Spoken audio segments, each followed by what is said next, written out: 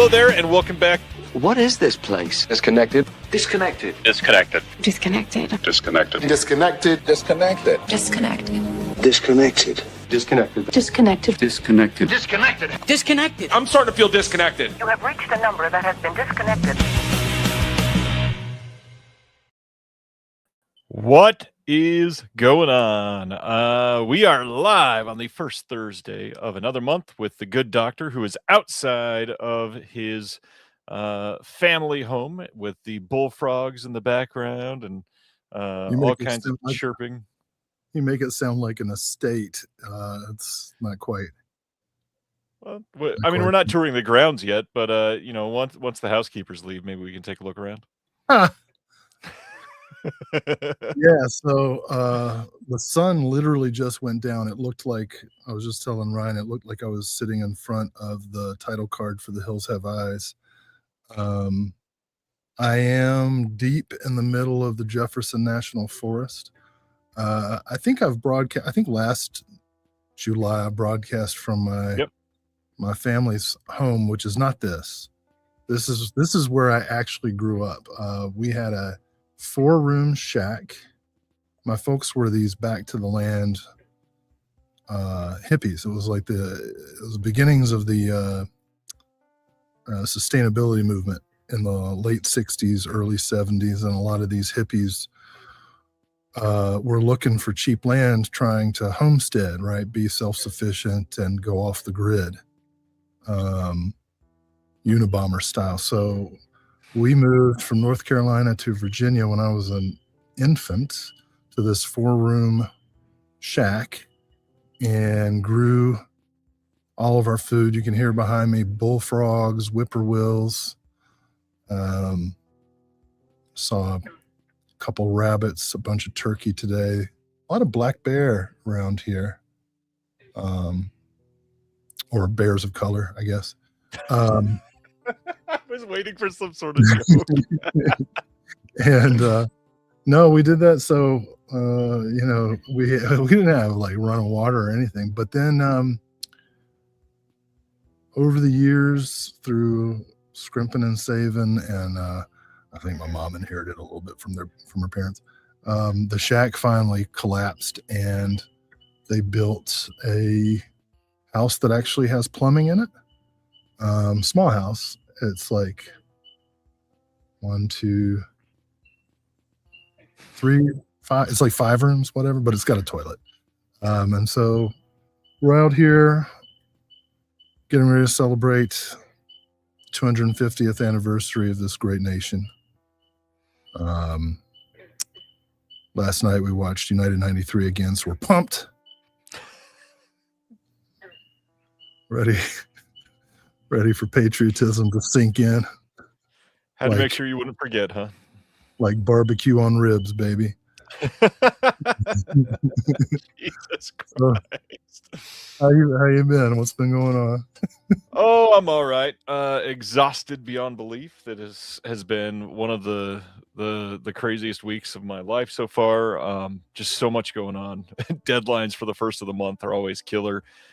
We have a magazine issue that was supposed to come out yesterday that will be out hopefully tomorrow morning. We've got a couple visual essays, commentaries that we're working on right now. We've got a couple disc deadlines for our first couple disc releases that should be hitting in the next couple weeks. And I am feeling it. On top of all that, random like acquisition announcements. We just posted one a few hours ago to talk about our new film that we signed, Lemonade Blessing, which is incredible. And yeah, we are That's beat. That's what my grandpa says whenever he can take a leak. Well, you got to watch the movie, and you'll see how apt that comment is. Oh God! When you work on the magazine, how much do you relate to Meryl Streep in The Devil Wears Prada? Are you kind of like that? I mean, a little bit, but I think Stan's probably the one that's a little more like that. Stan is the layout master, and so I'm more of Stanley Tucci. Yeah, probably a little more of the Tooch. The Tooch. We've talked about the Tooch a lot in the last few weeks. I haven't. Last week we announced Devil Wears Prada 2, so we got to talk about the Tooch with Terry Talks Movies, who's here live tonight. Oh, right on. What's up, Terry? I really enjoyed yeah. that Tooch talk you had last week. That you just discovered for the first time. There he is. Yeah. Oh, hey, check it out. We got, is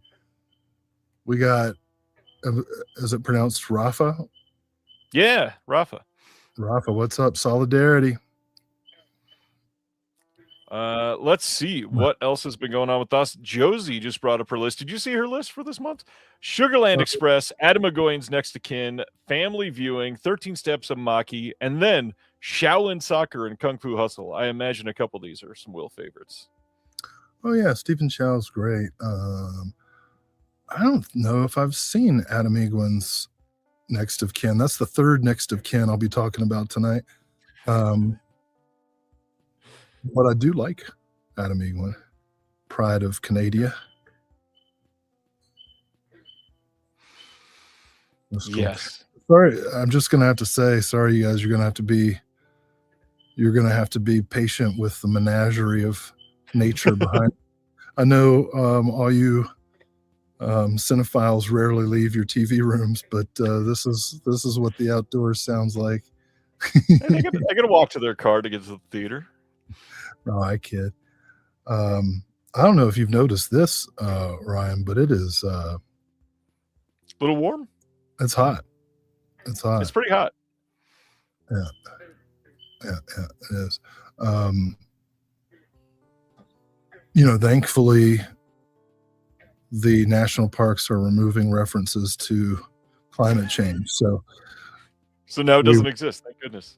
Well, it leaves more room for breezes to get through. They take down those pesky placards. Oh gosh. Yeah, it's been pretty gross the last week, that's for sure. But I imagine over this last month you've watched quite a bit. I know that you've kind of hinted at a couple of things. What can you share this month? Well, first I want to respond to Rafa asked what our thoughts were on Paul Schrader's Hardcore. You know what I like most about Hardcore at this moment is the first 30 minutes because it's winter. And I would love a Midwestern winter right now. But yeah, Hardcore I think is a really interesting and challenging film. I really like it as a companion piece with Blue Collar also, because it really gets into the culture that kind of predates a lot of the stuff that we're dealing with now.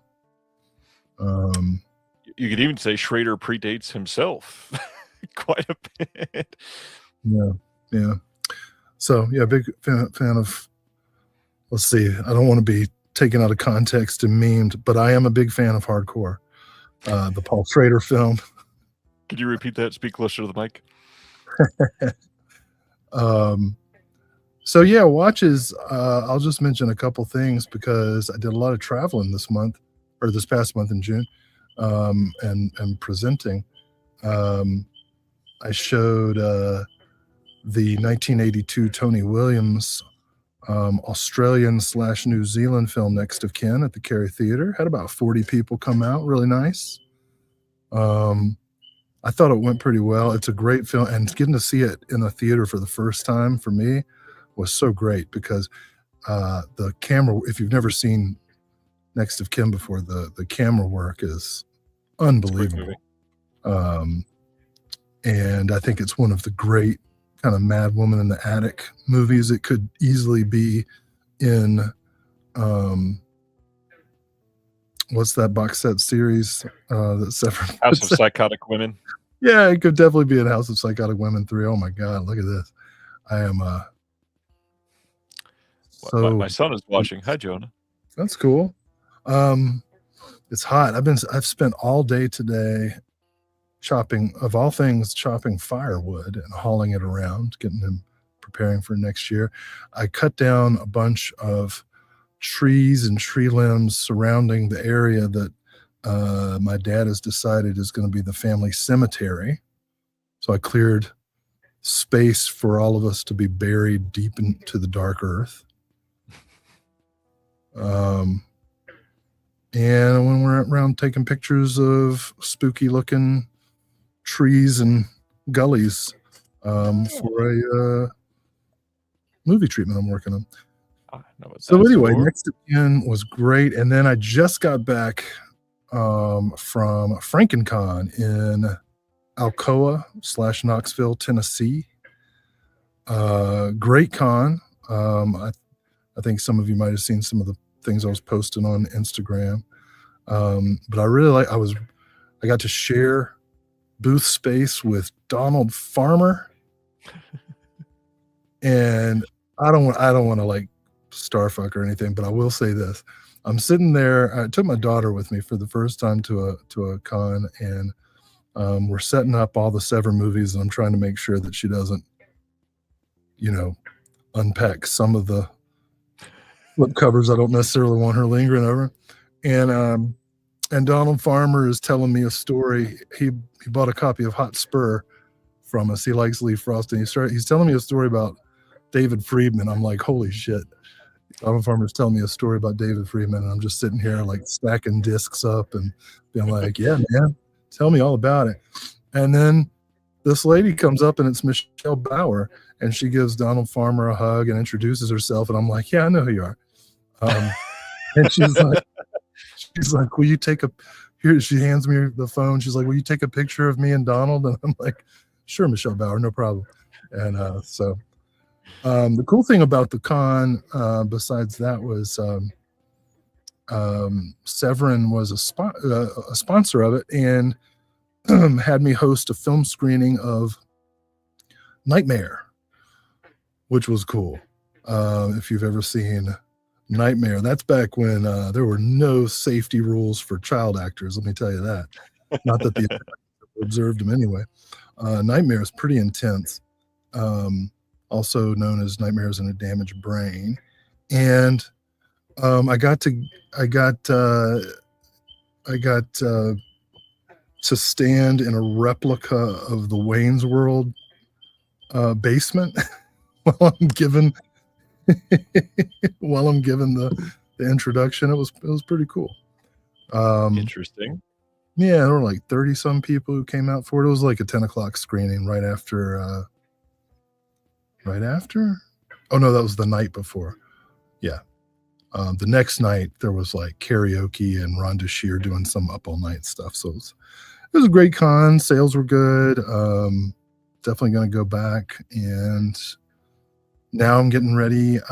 Since it's July, we decided that this new cinematic summer school program, which will be matinees at the Cary Theater in North Carolina on Saturdays at 2, we'll be showing some classic Westerns. So I'll be doing The Big Trail, Johnny Guitar, The Searchers, and Buck and the Preacher over the next couple of weeks. So that's what's going on, man. I don't know if that quite answered your question about recent watches, but I saw Sinners finally. I was not the one I was about to ask, but didn't we just talk about? Didn't you watch a bunch of the modern horror stuff that just came out, and you wanted to talk about some of them? Obsession and Backrooms. No? Oh, I thought we talked about those last time. Oh yeah, I went to the theater, bruh, and saw some new movies. I saw Obsession, and my take was, wow, they let that. What's the actress's name? Indy Neveready. Yeah, they let Indy Neveready play every female role that Hollywood allows women to play at once. All in one movie. I say that because I was impressed with it. I was really impressed with it. It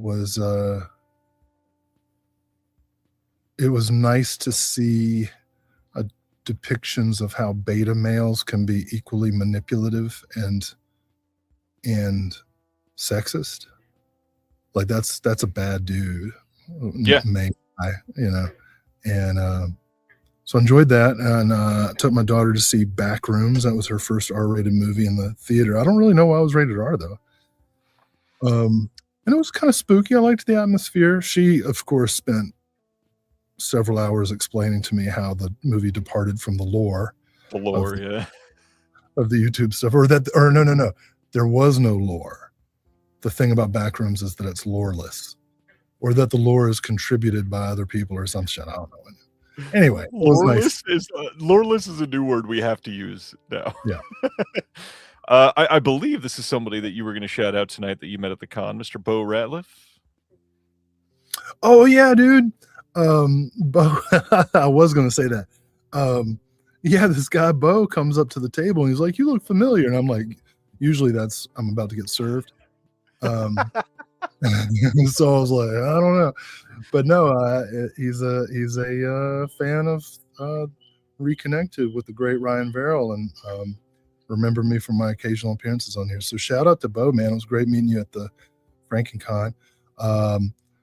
If you're in the area in October, it looks like I'm getting booked to rep Severin at Wrestle Scream in the same.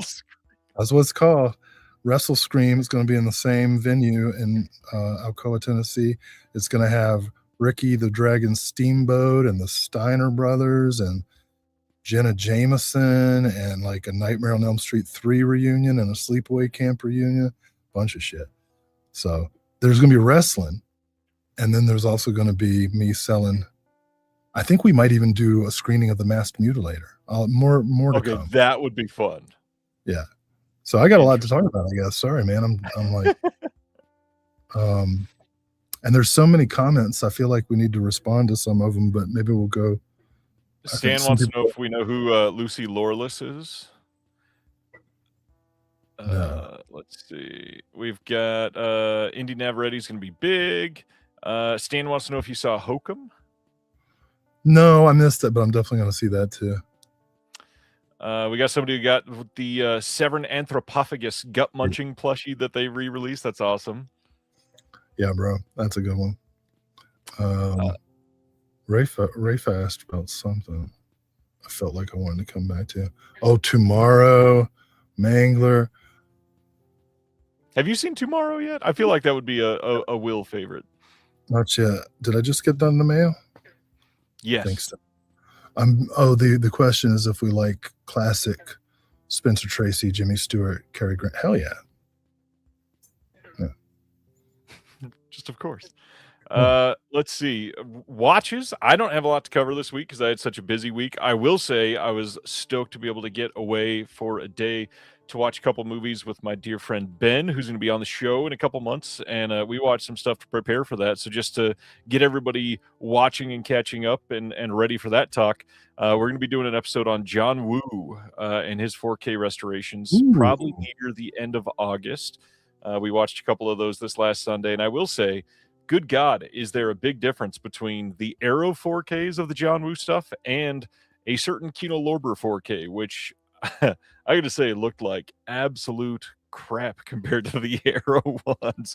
Yeah, Face Off is not a pretty movie, I will say. Pickups, since you are out in the middle of nowhere, I can't imagine you have stuff very accessible to be able to share. Well, as you know, there are a lot of sales going on. So by the time I get home, there'll be some Criterion stuff. Alice doesn't live here anymore, 4K, that kind of thing. No PlayStation games. I didn't order any PlayStation games. Probably should have, now that I think about it. Yeah. We'll be chatting about that a lot tonight. I was asked if I saw Pizzowell. Another YouTuber, yeah. Oh, I saw the guy walking around, but we did not interact. I'm going to follow him on Instagram, though.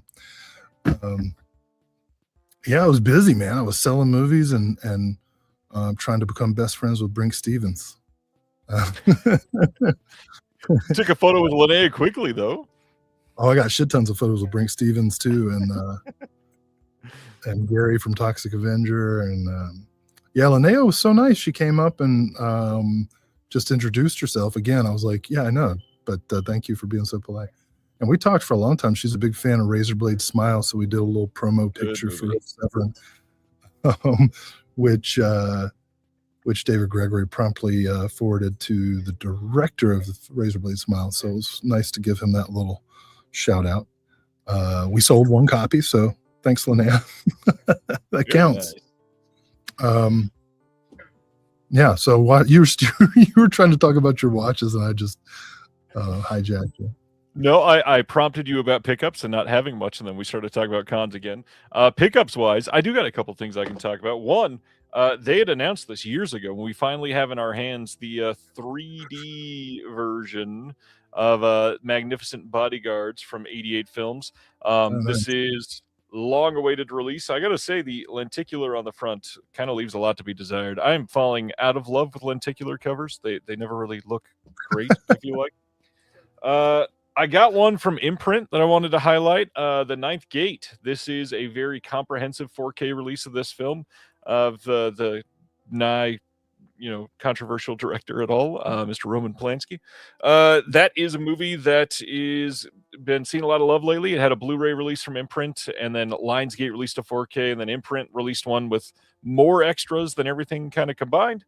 And then the last thing is all sort of one group together of some stuff that I really want to talk about, because I've not seen anybody really picking these up. And anytime that a new company comes out, I'm always excited to see what they're going to do as their first group and slate. And we got Last Slate Video over in the UK. They released 6 titles in their first big batch, and we've got the first one is a Light Through Colored Glass.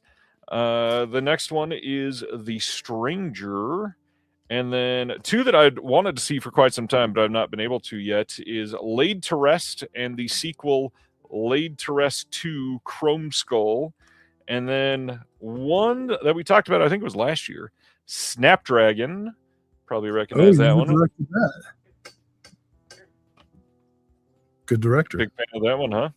Yeah. And then When the Bow Breaks is the last of their first slate with Ron Perlman and Martin Sheen. High quality stuff. All I believe locked region B, or no, at least a couple of these are region free. Interesting. So yeah, some stuff that you can get region free if you check them out. Fairly decent prices, good shipping from the UK. Solid company. Check them out. I am waiting eagerly for their next batch of announcements from them. Nice. Oh yeah, I got the Jackie Chan box set from Arrow. Yeah, critical. That was Last Slate Video. That Jackie Chan set, though, man. Are you paying attention to the controversies with people? There's no, I don't want controversies. I just want it to be right. If you've got the Panasonic, is it the 820? I think the 4K discs. Some of them are not playing with Dolby Vision. They don't play right. And then if you try to follow some of the Arrow recommended solutions, it creates just some terrible looking overall image. So this happened again on one of their other titles, I think about a year ago, and I don't think they ever put out replacement discs on that one either. So I'm sorry. Keep an eye out. I don't think I have a Panasonic, so thankfully, I think that's the only one that it is affecting. But at that point, like, you should probably be checking Panasonic players if you continuously have a problem with those discs specifically. I don't understand how you can own a company as big as Arrow and not just solve that finally. I mean, if it's going to affect a large portion of 4K players, you should probably make sure that they're working right. Jeez, man, I got the digital download of Battletoads behind me. Can you hear that microphone? A little bit, not much. Okay, it's loud as hell here. Mozart, it looks like it is the encode. It looks like it's Arrow's fault. They probably could have fixed it. Still not sure exactly which ones. I think it's Rumble in the Bronx 4K that one is affecting specifically on Panty players, and there might be one other disc, but there's that problem. And then right now there is the Day of the Dead controversy for Shout Factory, where they are supposedly putting out audio that is not the correct audio. They're claiming that it wasn't censored. Other people are claiming that it was censored. Still don't know exactly what happened there, but that's a mess up too. And just hoping somebody else puts out Day of the Dead and does it right. Pizzowell, who I just started, what is it? How do you pronounce it again? Pizzow. Pizzowell? Yes. Just posted a what do you call it when you post on Blue Sky? What's the post on Blue Sky called? Uh, we'll call it skeeting for you. Well, someone named Jeff Rowland, who I assume works for Scream or Shout, Yeah. put out about the audio censoring. put out a fairly vulgar denial. Yeah. It's it's something people are talking about right now, that's for sure. Well, me and L. Ron Hubbard, I love that handle. Just saw Day of the Dead not too long ago, so it'll be fresh in our minds, and we'll be able to tell you for sure once we hear it. Rob is in the chat tonight, actually. Yay! Yeah, man, this is quite a robust conversation. I can barely keep up with it, but let me tell you, it's been a heck of a month, and happy birthday, America! And and we've got a lot of good. Oh, did we talk about the new movie? The new movie announcement? No, we have not.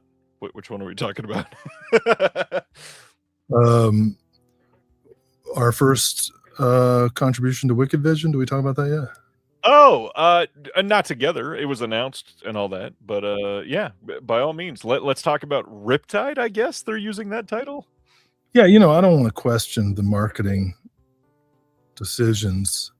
I just feel like if you've got a movie with two titles, and one of the titles is Riptide, and the other title is The Mask of the Red Death, spelled with a Q-U-E.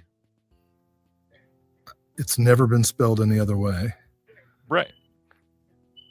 Makes it cool. One of those is more marketable than the other, and they went with by Riptide. A lot. They went with Riptide. But that was such a cool one.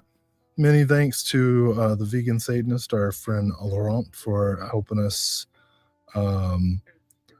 nab that project. We got a lot of cool stuff on it. The commentary, an interview with Argyle, not just any interview, but like a comprehensive, like from boyhood to now interview with Argyle Goolsby from Blitzkid and Hollow Bodies and Cabrera and all these other bands. And the great neo soul singer Blue Jay doing a dramatic reading of The Mask of the Red Death, edited by our friend Matt Patterson. So, oh yeah, the frogs are bothering people. I don't know what to do. I can't go inside. So it's funny. It's funny you tell me that in order for me to be heard, I have to have my mouth like directly on the microphone. But some frogs like 600 feet away apparently are 600 feet. My goodness. That Mask of the Red Death disc is a lot better than that movie deserves, I would say. Disagree. That movie is a lot of fun for sure, and it's got a lot of interesting stories behind the production itself. Yeah. The cast and crew kind of wild when you look at the sum of everybody's careers that were there. What's crazy too is we worked on that disc how long ago? Like I think everything for that was done by like last March or something. But we started working on that literally like almost 2 years ago. It was kind of crazy. I mean, it came out before Gator Bay, but it's true. It's true. But Gator Bay's coming. I personally witnessed some work being done on the final Frankenstein cut of Gator Bait 2. I mentioned this last time, but I saw the end titles being done. So very excited. It's about damn time. I will say that. I love that as you were referencing that, Sib was making a comment about it too. Yeah, I'm doing some research for Gator Bait 3, which are in our interview with Joe Bob Briggs. He talks about some ideas he has for Gator Bait 3. He sure did. I'm doing some location scouting. It's a crossover between Gator Bait and Frogman. Yeah. Yeah, gators in Appalachia, right? The alleged climate change has forced them northward. They're migrating. We've got Florida gators on the Appalachian Trail. Dude, that shit would be awesome. Yeah? The Alligator Lachian Trail or something like that. Oh my goodness. All right. We got a lot to talk about surrounding some of these titles tonight. So anything else you want to talk about before we dive into our Well, a 100 couple years announcements? ago, so the Appalachian Trail goes right through here. A couple years ago, man, this guy took a machete and decapitated these hikers. That's for real. That's not even a to be original. Jesus. What a downer. Yeah. Well, it just goes to show you, don't be neighborly. They invited him to sit at their campfire, and it was like, bet. If there's anything that sinners taught me, don't let them in. Don't invite them. Yeah. Don't let them in, man. Don't let nobody in ever. Well, on that note, let's talk about some Clive Barker. Oh, man. Arrow. TV shot on video thing.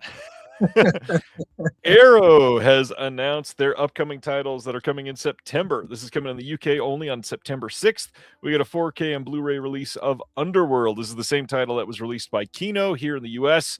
And it is going to be a 2-disc release. If you buy the 4K, the limited edition, you will get a second disc. If you buy the standard later, it will only have the one 4K disc. So if you really want the Transmutations cut on Blu-ray, you got to get this one specifically. Nothing different as far as the scan from what they're saying here. There's nothing saying that it's the restoration done by Arrow. So it's the same Kino scan. However, it'll be all encoded differently, guaranteed, because Arrow is usually better than that, even though we were just talking about a Panasonic problem with them.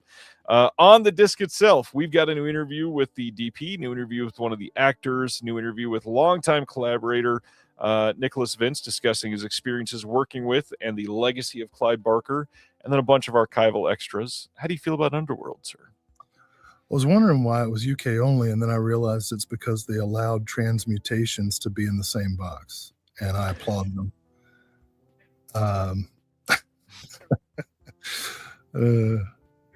Yeah, I saw Underworld. It's cool. It's a very low budget, made for TV production. It's got all the charm you expect of a British low budget, made for TV sci-fi thing, with all the kind of good natured creepiness you expect from Clive Barker. It's a little shaggy, but it's still fun. Oh. It wasn't me. All right. September 13th in the UK, September 14th in North America, we are getting a 4K release and a Blu-ray release of Tequila Sunrise with Mel Gibson, Michelle Pfeiffer, and Kurt Russell. Tequila Sunrise, I don't remember if I've seen this one. It feels familiar, but if I have, it's been a long damn time. Have you seen Tequila Sunrise? Picture, if you will, a buddy comedy in which Mel Gibson comes off as a little manic. He's never met anything like that ever. No, it's fun. It's one of those excessive, what is this, early 90s? This is 88. 88? Okay, well, then it really fits. It's one of those super excessive late 80s action comedy things. It's all right. I wouldn't mind seeing it again. I don't think I'm gonna add it to the shelf or anything. You know, invest in the 4K just to see it again. We have a new interview with the producer on here. New appreciation of Robert Town by Lucy Bolton. New interview with the second AD, Robert Rhoda, on this one.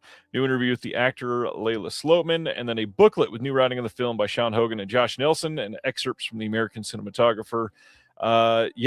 I'm curious about this one because I don't remember it at all. But 88, I don't know, could be fun. Another Warner Brothers titles from them.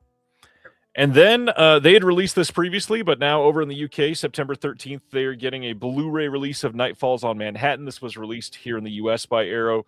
All the same stuff that's going to be on this one. We talked about that one before, so we're going to breeze right through that so that we can get to The Desperate Hours, which is coming out on the same day, September 13th.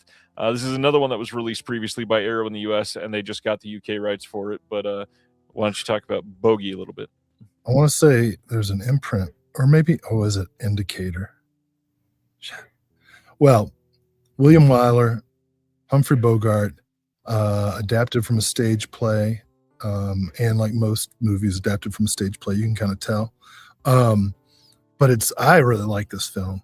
I think Humphrey Bogart is great as a desperate, escaped convict in a hostage situation.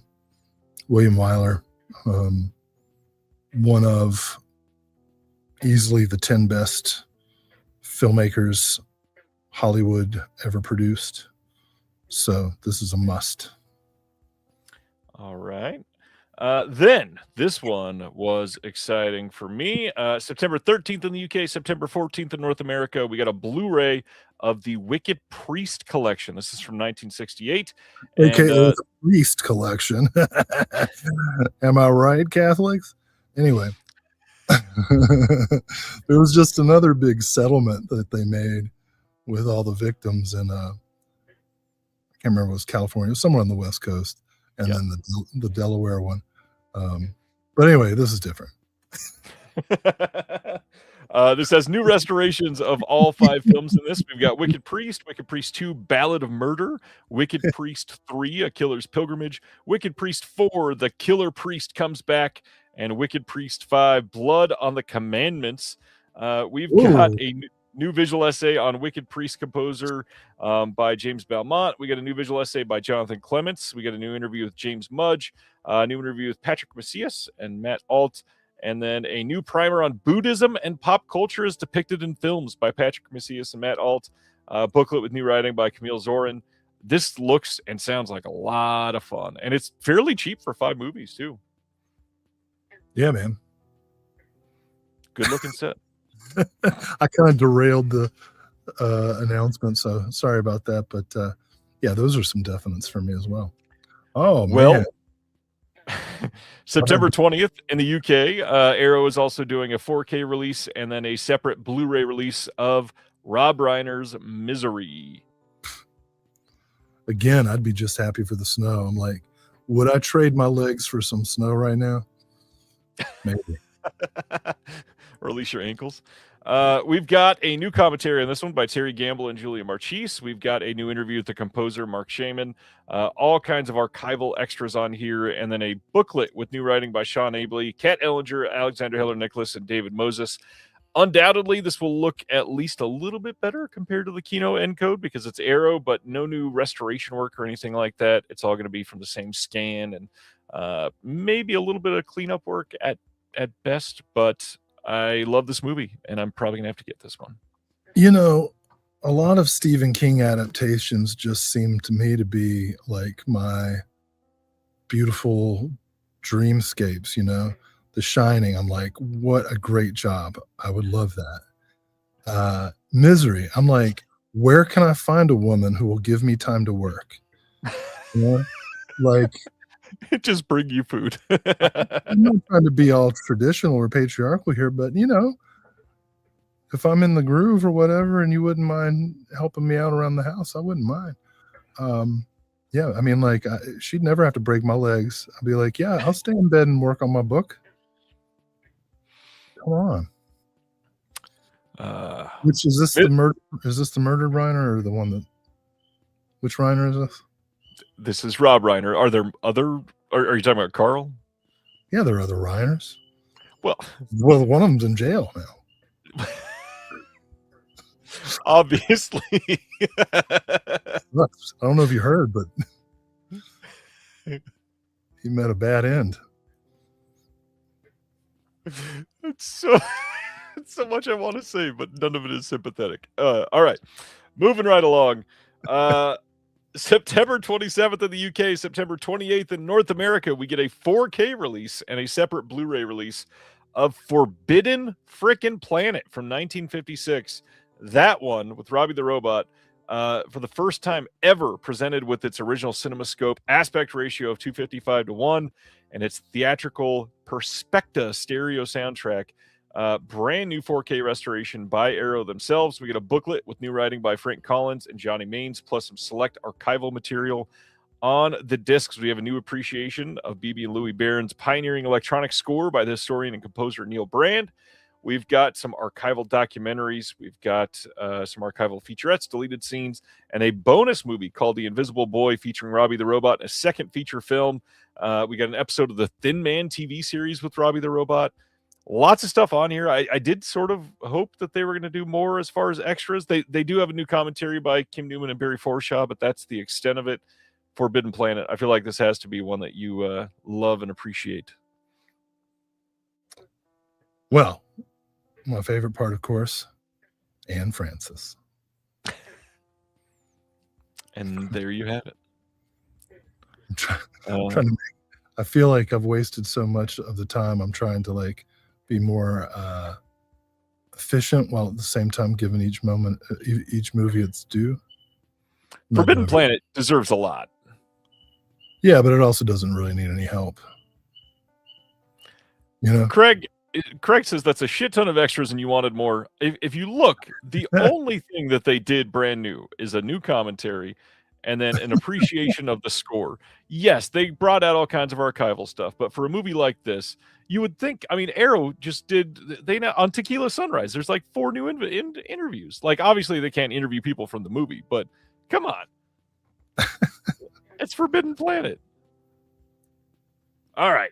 Next one that a lot of people are very happy about. September 28th, 4K coming of Go from 1999.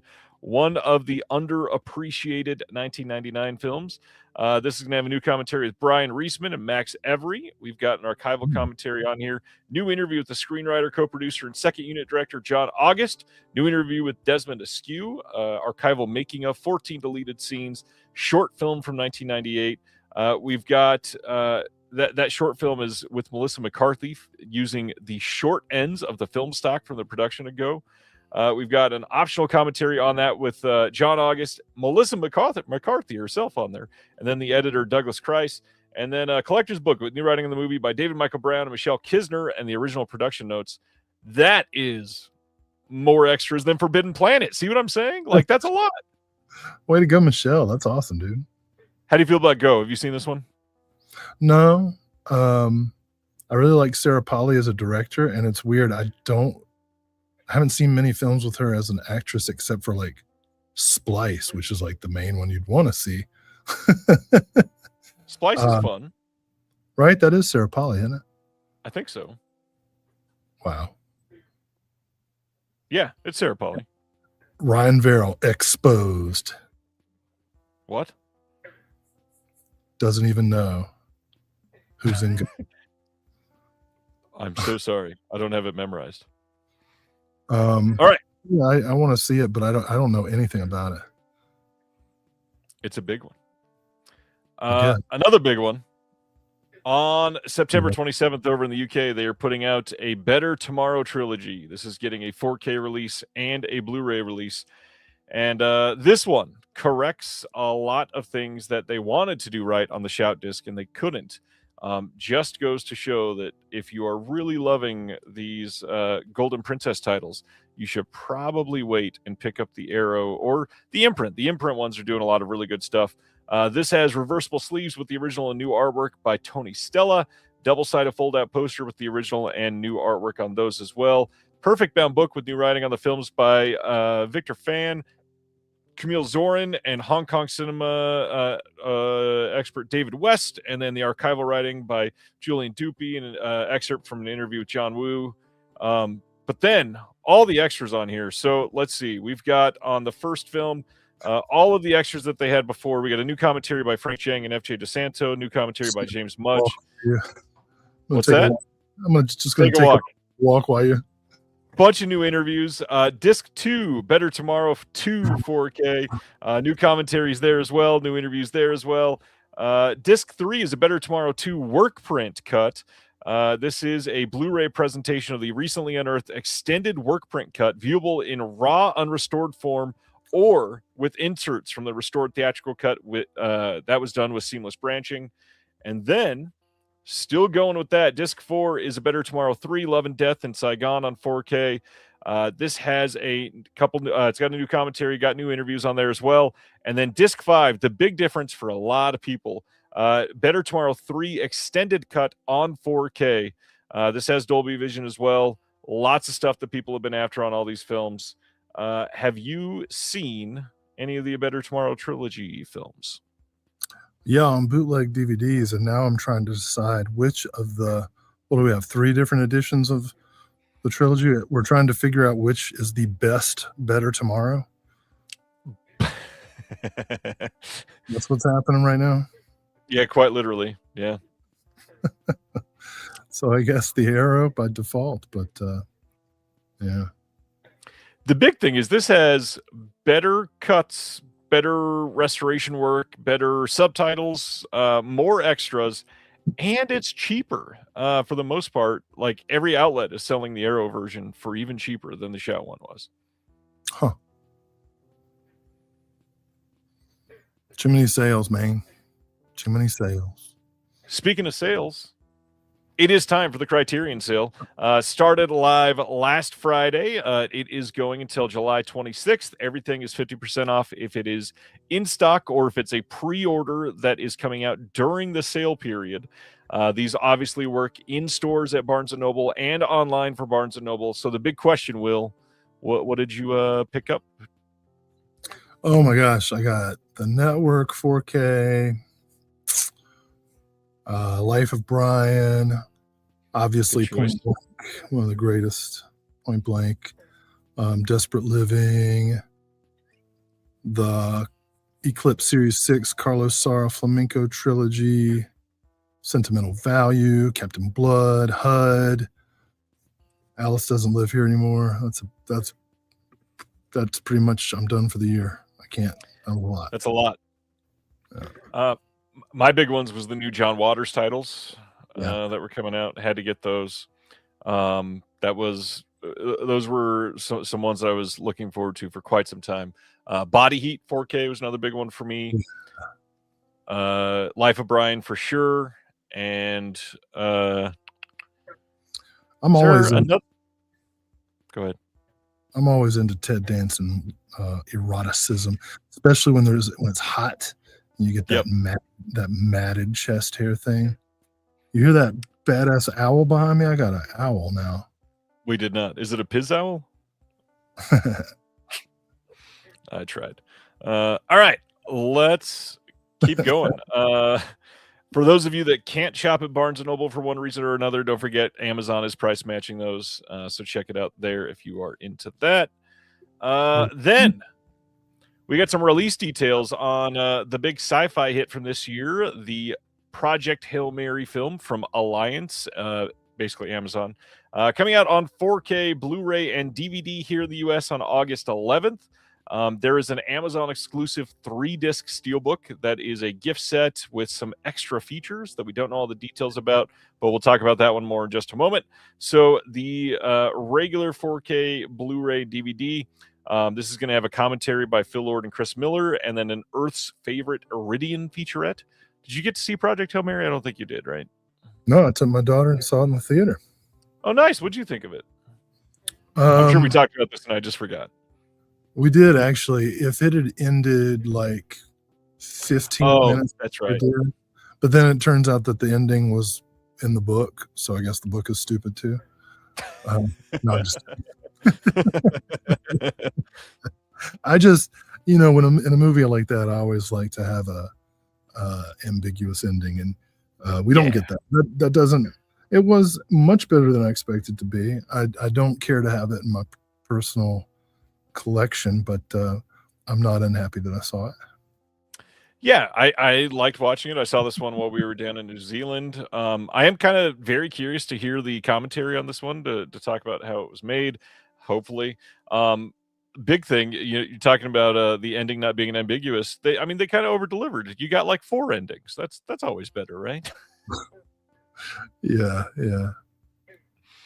Uh, I tell you, then though, I was pretty impressed with Ryan Reynolds as an actor. He's showing a lot more range than I thought he had.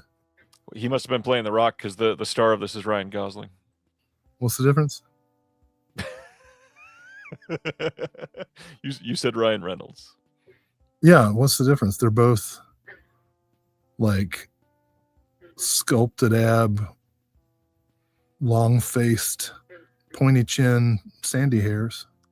One is a little more crude than the other. Well, That's it. October 13th, this is the art and design for the Amazon exclusive Project Hail Mary Steelbook that they are doing. This says it's going to have some additional extras. We don't know what it is yet. There is a collectible booklet that is here. The 3 discs is an interesting thing because the regular 4K release does not have this. So some people are speculating there might be another cut. But I feel like if there was another cut, they may have, I don't know, advertised that. They put this up for pre-order, sold out pretty much immediately. And if there is another cut and they didn't tell anybody about it, that's very weird. maybe it's the movie, but from the aliens' point of view. All Yeah. of the subtitles would just be us hearing English and them subtitling some alien language. I'd see that. Pretty fun. All right. Cube. Hey, this one is interesting. Can we talk about it? I don't know. So, Neon Eagle has announced that coming soon they are putting out Diamond Ninja Force and Demon's Apartment, both from 1986. It is going to be up for pre-order in the month of July. They're going to have their biggest ever Neon Eagle wave of titles, and it will be 3 brand new titles. One of those is the IFD Godfrey Ho masterpiece, Diamond Ninja Force. Hey, Will, have you ever seen Diamond Ninja Force? Only about 20 goddamn times. Is that it? I guess we can say we're on it, right? Yeah. We did a visual essay for it that I'm pretty proud of. I liked it. I think we did a good job It's on a that. really great visual essay, yeah. I stoked for people to see it. It's a wild movie. I think it's a lot of fun. I love that we are getting Demon's Apartment on the same disc too. Yeah, that one's pretty cool. It's got more boobies in it. Yeah, I guess we'll talk more about it in the August show. Yeah, absolutely. Let's carry on then. Supergirl came out this last weekend, and you can pick up the 4K Steelbook now. There's also a standard 4K Blu-ray and DVD coming. And if you hate women, this is the new thing to beat up on, I guess, online. Yeah, it's the Captain Marvel of 2026. You know, Yep. I was not going to see this in the theater because I don't really do superhero movies, but because everybody's being such a bitch about it, I'm going. I'm gonna use the last week of my A-list to get in. Like, listen, I'm sure there's got to be a couple of incels listening. Listen, buddy, it's all right. I get it. You're frustrated. You feel alone. You feel like nothing's gonna ever go right for you. You feel like you can't say anything, even though all your heroes say whatever they want all the time without repercussion. Louie's back. Come on. Just leave her alone. Leave her alone. She doesn't need my help, but come on. Supposedly she's amazing in this, but Yeah. I don't even know who that is. She like, I have no idea who it is. I don't know young people. all right. I know Aquaman's in it. Yeah, dressed in like Gene Simmons cosplay. Nice. All right. It's spelled with a QU.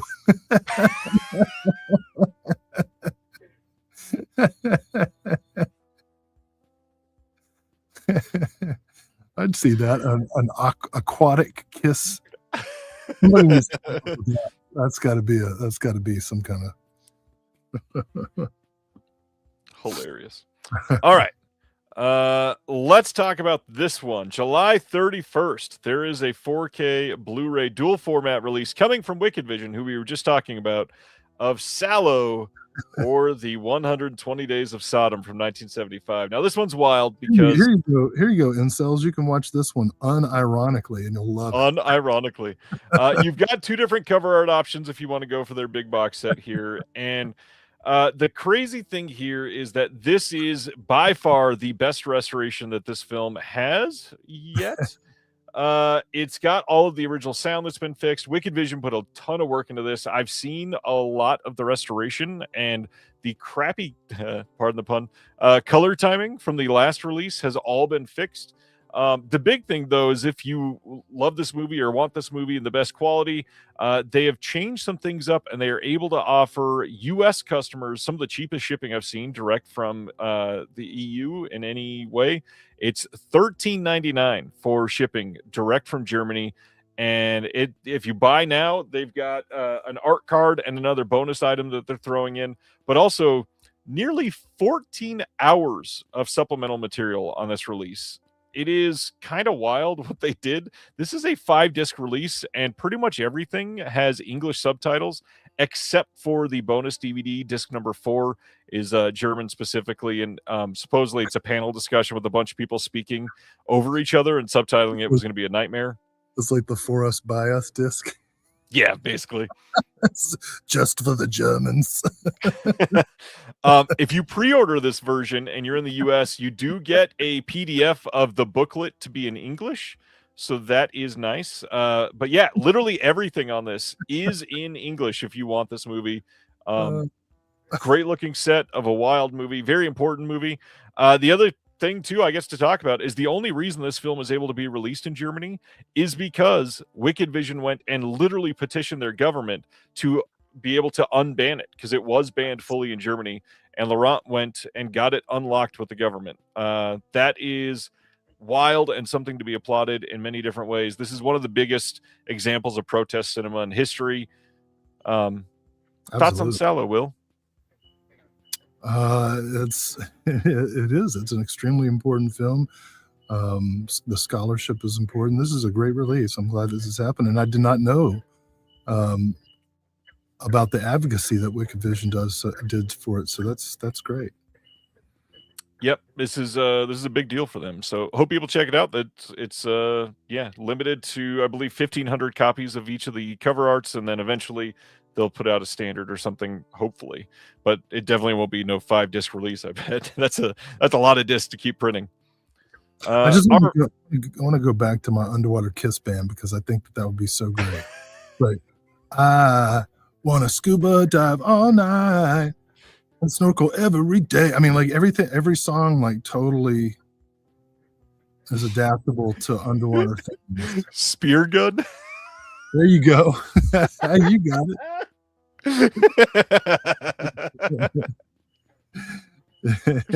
Oh man, I was not even thinking of puns because I was just talking about Sallow, but yeah, that was. Yeah. Oh, there's so many puns in Sallow.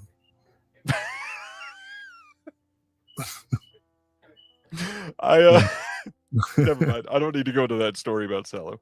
All right, let's go into the Shout Studios releases, which we used to call them Scream Factory, but they're not really doing much for Scream Factory once every 4 months, it feels like at this point. So Shout Studios, first one is Aces Go Places Collection, coming out on 4K and Blu-ray, all in one collection on September 1st here in the US. All 5 of these films from seasoned directors like Ringo Lam, Choi Hark, and more. We got Aces Go Places 1 through 5 on 4K and Blu-ray, 10-disc set. New extras on, I believe, every film. Yeah, new extras on every single film. Lots to come here, and the only thing I can say is, man, that cover art, huh? Yeah, I thought it was like Asian conjunction function. Junction. I was like, what is it? Or a Mad Magazine or something. Like, is that cover art by Ronald Jaffe? It looks like, but yeah, okay. I don't even know what to feel about this anymore. This is wild. What's showing all the different ways that aces can go places? You can take a hang glider or a car, jetpack, or a different kind of car, or you can walk. Or you could be a child with a gun. Oh man! Well, thanks to the Supreme Court, you can be a child with a gun in Hawaii, and you don't even have to ask permission. Just walk right into the McDonald's and be like, "Aloha, motherfucker." Oh, I hope my son already clocked out for the night. All right. You just said sour, dude. That was the joke, yes. September 15th on Shout Select, they are putting out a 4K and Blu-ray release of Charlie Wilson's War. I did see this once, and I got to admit, I don't think I remember a damn thing about this movie. Great cast, directed by Mike Nichols. Charlie Wilson's War. Yeah, so this started out as a book. This is a journalistic account of the Congressman Charlie Wilson and his campaign to provide funding to certain rebel forces in various parts of the world. And I saw this in theater when it came out. I thought it was terrific. I think it's one of Mike Nichols' best films. The book, well, Craig disagrees with me, but I think especially if you read the book in conjunction with the movie, you will learn a hell of a lot about how 9/11 and the 9/11 era more generally came to be. I think it's one of Mike Nichols' better films. The caveat is I'm not a big Mike Nichols film fan, but I saw it in the theater and liked it. I don't know. Maybe if I watch it again, I might not like it as much. Now Craig's making me not sure of myself, but regardless of whether you like it, it's an important historical piece. So at least check out the book, everybody. Well, and again, the cast, like Philip Seymour Hoffman, Tom Hanks, Julia Roberts, giants there. I mean, Philip Seymour Hoffman, we just talked about a lot recently. He's literally always perfect. So, well, all right. Shout seems to be re-releasing some of their Golden Princess titles now in a steelbook because it's Shout, and that's what they're going to do. So September 29th, we are getting Bullet in the Head. And yes, this is the Tony Stella theatrical release art that they are now putting on these. So September 29th, Bullet in the Head. September 8th, Peking Opera Blues with the Tony Stella art steelbook. And then September 8th, we also get City on Fire with that Tony Stella art as well. The art is great on here. I just, again, if you're going to do this, look at the art that we just saw in the Aces Go Places. I mean, put out the good art the first time. Why do we need it on steelbook with different art and all that? Like, we are getting so many copies of these films already. This is wild. I mean, it makes sense to me, the timing. Stand in line, believe in the lies, bowing down to the flag. You got a steelbook copy of A Bullet in Your Head. You know what I'm saying?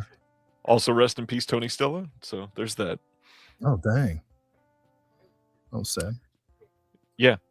To make it less sad, they're also putting out Shaun the Sheep Season 7 on Blu-ray on September 29th.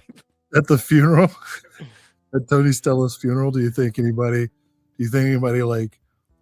walked up to the, I'm going to imagine it was open casket. Do you think anybody walked up to the casket and went, "Hey, Stella!" Just to check? I don't think so, Will. No. You suck, dude.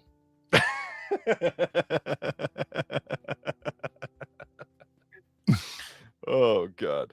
All right. Let's let's leave that awkwardly there. Shout is re-releasing 4K steelbooks. These were Amazon exclusives. Now they're wide releases. So we've got The Boy and the Beast and Brotherhood of the Wolf. The bat's on my feet.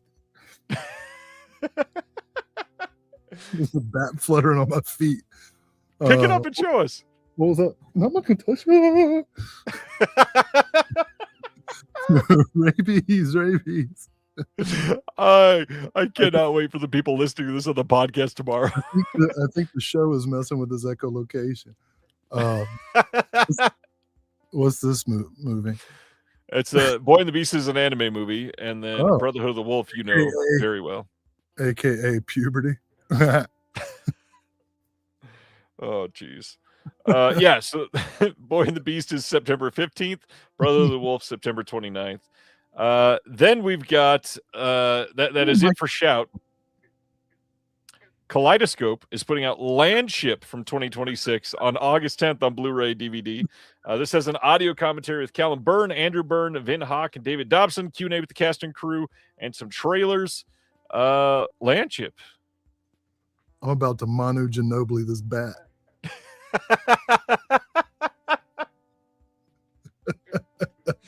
That was such a specific reference. Landship. Seems like an oxymoron. It does, a little bit. You look like you could use the Landship right about now. Oh my God, I'm so tired. Come say hi. Can I have this? If you come say hi. Can I have this? Oh, look. Can I have My child wants a caffeinated Coca-Cola at 10:30 at night. this? Happening. Get you a big old swig of that fructose, girl. Let me open it for you. Yeah.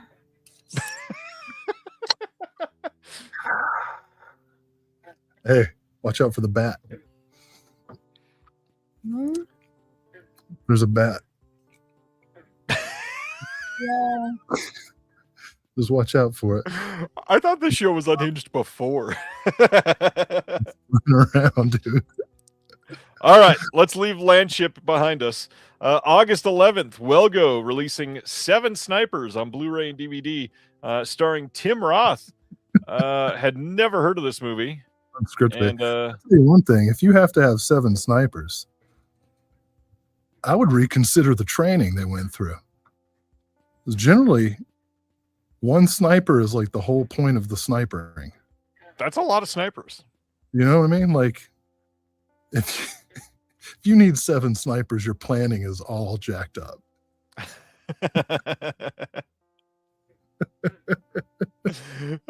Steven says we can't podcast here. This is backcountry, and I love that comment. I'm telling you, 7 snipers. I feel like I'm mixing this up with a movie about 7 other bad people, with like Christopher Walken and Woody Harrelson. You know what I'm talking about? 7 Psychopaths. 7 psychopaths. Snipers would be sociopaths. There's a difference. Yep, it's true. Right. Okay. No offense to any snipers who served our country listening. Thank you for your service. Can we get somebody to Photoshop Will into like Hunter S. Thompson garb and put "We Can't Podcast Here" with his backcountry below it? Or just purchase me one of those cigarette holsters and the hat and the outfit. the glasses and the red shirt. Yeah. Oh man, that would be amazing. All right. Speaking of movies with awful looking covers, August 11th, Wilgo is also releasing Panda Plan 2, The Magical Tribe, starring Jackie Chan. Aw, Jennifer Love cued it. Look at that panda bear. Will, that is very clearly CGI. It's a CGI panda bear? No, it is trained to smile like that in a perfect circle. Shit. That's back. That's back. That's back. I'm risking my life for you. I'm not even sure. Like, do they all have rabies? Is that a thing? All I know about bats is from the Goonies. No. Jesus, this is perfect. Oh, So, jeez. Jackie Chan is AI? Too? No, I didn't say AI. I said CG. 2 other letters. What's the panda plan? The plan is to re-release movies until the end of time. Man, poor guy. He's getting old. All right. We had talked about Slither previously. Vision's Home Video is releasing a standard 4K of Slither on August 10th out in the UK. All the same extras as before. We talked about this before, so we won't go too much into detail, but check it out. Anybody got anything from Visions yet? I've been curious about their quality and have wanted to see it. Will, my wife, Laura just texted me, Will is Kung Fu Pandaing the bat right now.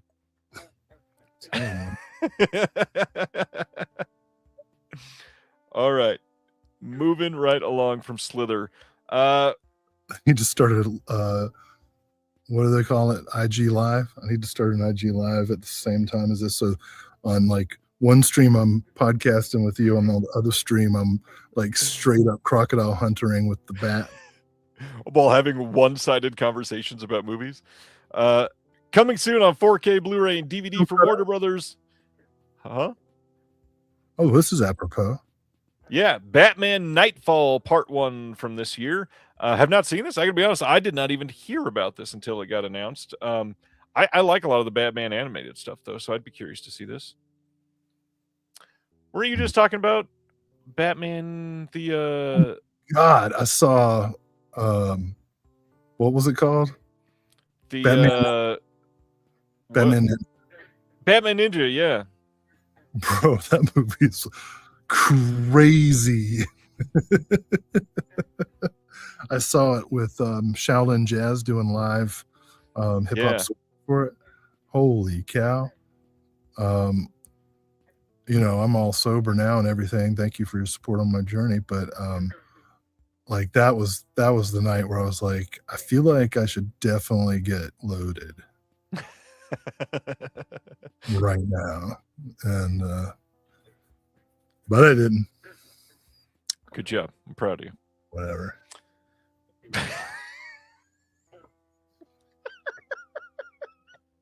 tell you what broke the land, that giant ass land ship they were driving through it. Oh, August 4th, Blu-ray and DVD in the US from Wellgo USA of Broken Land from 2024. This, yeah. Is this Landman prequel? This looks like Landman wannabe. It's maybe a little worse.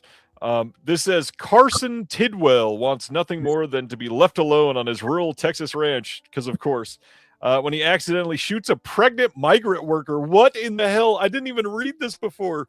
That's like the job description for him now, isn't it?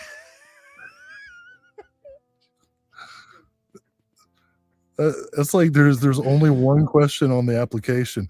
Would you shoot a pregnant migrant? And if you say yes, you're like, welcome to ICE. Is it ironic that this got announced the same week that birthright citizenship got upheld? Barely. What is this? Who put this out? Wellgo USA.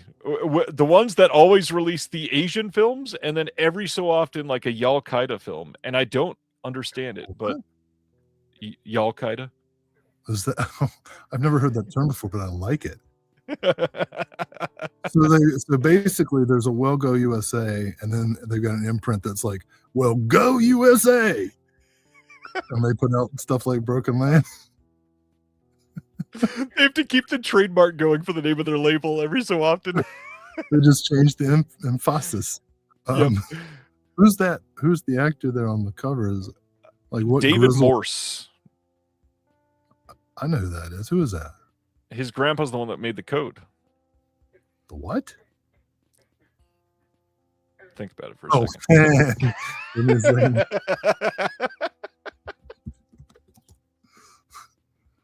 Oh, whoa, dude. Oh, man. David Morse. I recognize him as a much younger man from Saint Elsewhere. You remember that show? That was a great show. I do, yeah. Boy, they sure screwed over their fan base. Where they went like Saint Nowhere? No. I keep picturing like Charles Foster Kane dropping Saint Elsewhere on the floor. There's a joke for like a boomer to get.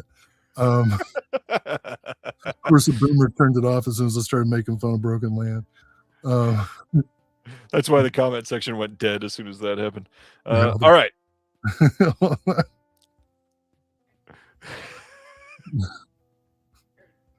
What?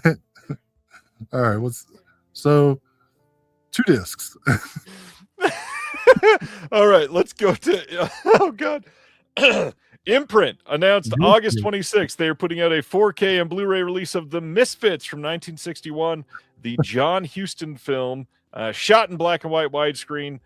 This one is going to be a brand new commentary by C. Courtney Joyner and Julie Kurgo on the disc as well.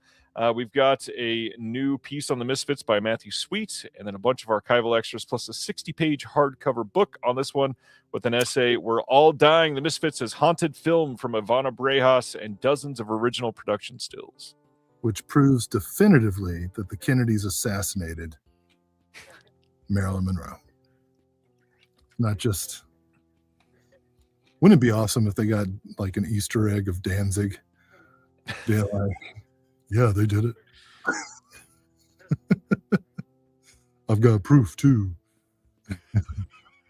It's right over here. And he's doing that while carrying 4 bags of kitty litter. Right. Hey. I like that. Next up, they are also releasing a mix of 4K and Blu-ray in a box set of The Cinema of Powell and Pressburger, collection number 2. This one has a Blu-ray of One of Our Aircraft is Missing, a 4K of I Know Where I'm Going, a 4K of The Red Shoes, a 4K worldwide first on 4K of The Small Black Room, also worldwide first 4K of The Tales of Hoffman, a Blu-ray of O Rosalinda, and then a Blu-ray of The Battle of the River Plate. Also includes the feature documentary Cameraman, a life and work of Jack Cardiff from 2010 on Blu-ray. This is a limited 12-box set, and it's got all kinds of extras coming on this. Brand new stuff, some archival extras, big booklet at the end. But yeah, this is just an overall giant set that I see a lot of people being interested in. I think their missing aircraft might be that land ship we were looking at earlier. This Quite is great. possibly. This is a definite pickup. This good to see The Small Back Room get a 4K upgrade. I love that movie. Nice. Wow, look at that. God. You know, Elon Musk was briefly a trillionaire, and I think I speak for most of the nerds like myself, connected to you and your show when I say if I had $1 trillion, I'd probably buy all this shit like first, and then like help some starving kids with the rest.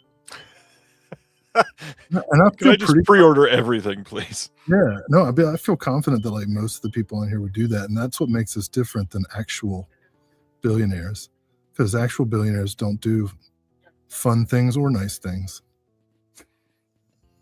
That's a good point. Which leads me to my next question for Christmas. Could somebody please murder a billionaire and give me their money so that I can make good on the promise I just made to the starving children of the world? For the FBI agents listening, that was a joke. It was an ironic piece of commentary. It's not like I stuck my hand in a reflecting pool or something. On that same day, August 26th, they're also putting out a box set that they're calling Directed by Billy Wilder. This one, a mix of 4K and Blu-ray as well.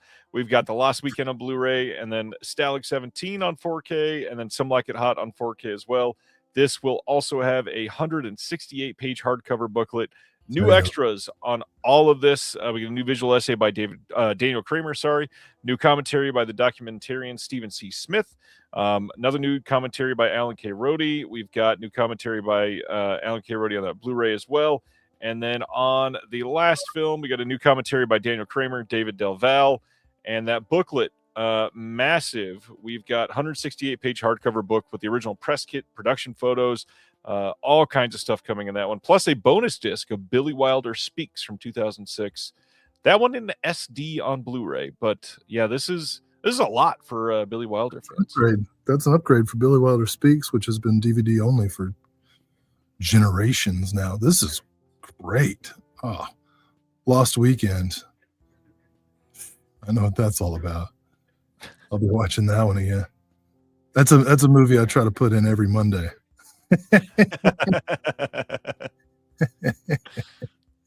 Daniel Kramer. I love Daniel Kramer. I'll tell you a funny Daniel Kramer story. I've never met him, but I was on this podcast not too long ago, and the host was not like super familiar, and was like doing my introduction. It was like, "Oh, you do this, and you wrote this, and you produced that." Oh, so, and he goes, "Oh, so you're like Daniel Kramer," and I was like, I'm like Daniel Kramer in the sense that an actor in Scary Movie is like Daniel Day-Lewis. You know, it's like, yes, we're both actors, correct. So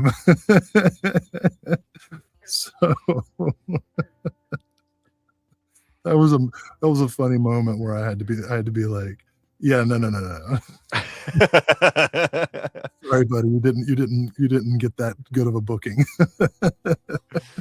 Daniel Kramer, who, by the way, just today or yesterday announced that he had just turned in his 200th disc contribution. Wow. And every single one seems to be getting more and more scholarly, which is always impressive. That's funny. Ours started out scholarly and have gotten less so as time has gone on. I don't know. I mean, Papadopoulos was pretty early on in that run. I just remember you telling me that, I was just pulling up, we've done 50, so we're well on our way. But 50 have been announced. We've done a lot more than that. I remember you telling me the thing that we did for Saturn's Core, and the response was, "This is a little classier than we're used to." Not necessarily a compliment. Pretty funny though. This Billy Wilder set, like, you don't need us to sell it. Look at these films. Stalag 17, one of my favorites of all time, and like the funniest sample on the first Bloodhound Gang album. It's from Stalag 17. That's probably the funniest thing I can say about the Bloodhound Gang, is that they sampled Stalag 17. Yeah, love all these. All right.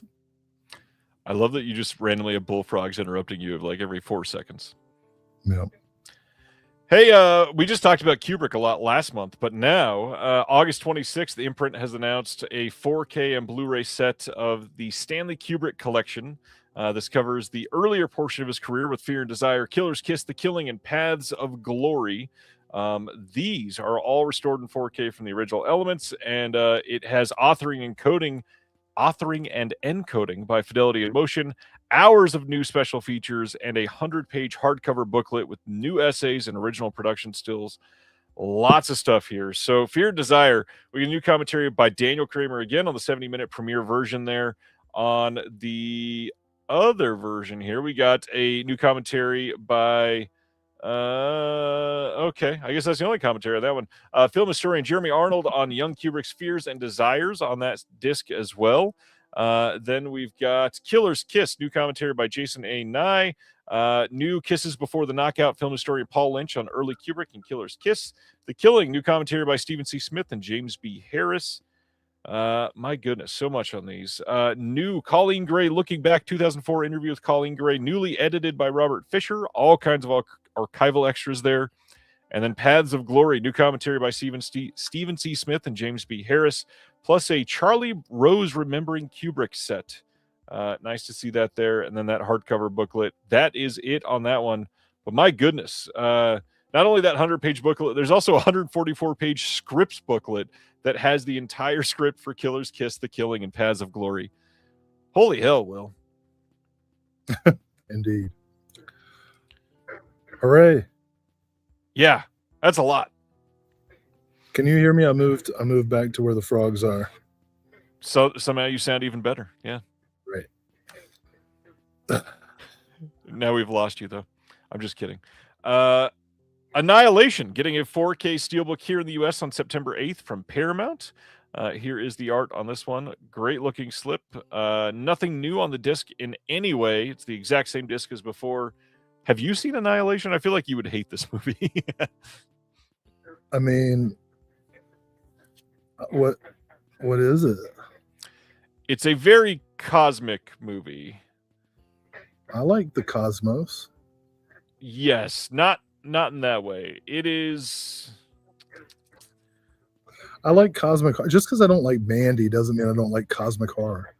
No, that's not what I meant. I don't know. It's kind of a hard one to explain, and I also still don't understand how you don't like Mandy. Annihilation is good. Everybody should see it. On that same day, September 8th, they're putting out a 4K steelbook of Arrival from Paramount. Here is the steelbook art here. This one does add Dolby Vision compared to their last release, so if you're all about that Dolby Vision HDR, this might be an upgrade for you. What about Arrival? Have we talked about Denis Villeneuve at all together? What? The director. Who? The guy who did Dune. David Lynch? Denis Villeneuve. I keep confusing this movie with the Charlie Sheen Arrival that David Twohy made.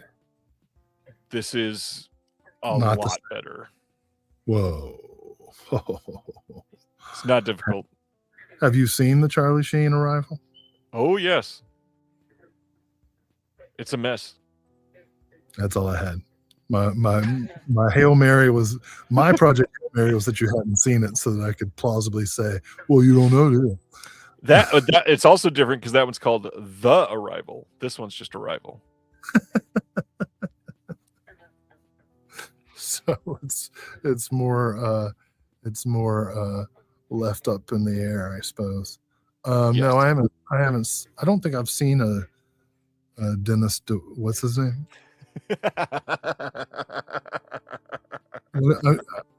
I'm not trying to be disrespectful. I just literally can't remember his name. Denis Villeneuve. Denis Villeneuve. I think you would actually really like Enemy. It's I think it's his second film. It's got Mr. Nightcrawler himself, Jake Gyllenhaal, in it. Bit of a mindfucky movie. It's pretty great. Don't ask me to like French stuff on the 4th, son. It's the second. You're still okay. I'm even taking a break from the Statue of Liberty this weekend. Now this one, I'm sure you're a big fan because I know you're into the goth women. August 25th, we get a 4K steelbook and standard version of Practical Magic from 1988. This has a commentary by the director, Mr. Griffin Dunn, and the producer, Denise DeNovis, Sandra Bullock, and Alan Silvestri's all in there. We got Casting the Spell and Making Magic featurette. Wait, Denise DeNovi. How do you know that it's different? How do you know that it's different? That was really good timing. Do you want to know what's funny? Go back to the slipcase. There are so many bugs crawling around my computer right now that I thought that was a live bug. And I was like, holy shit, that's a big one. I think you're okay. No, seriously, tomorrow morning my computer will literally be bugged. I'm going to have to like extract something from every port. You should have installed McAfee. And not the antivirus, Pat McAfee. He would have stood there and swatted things for you.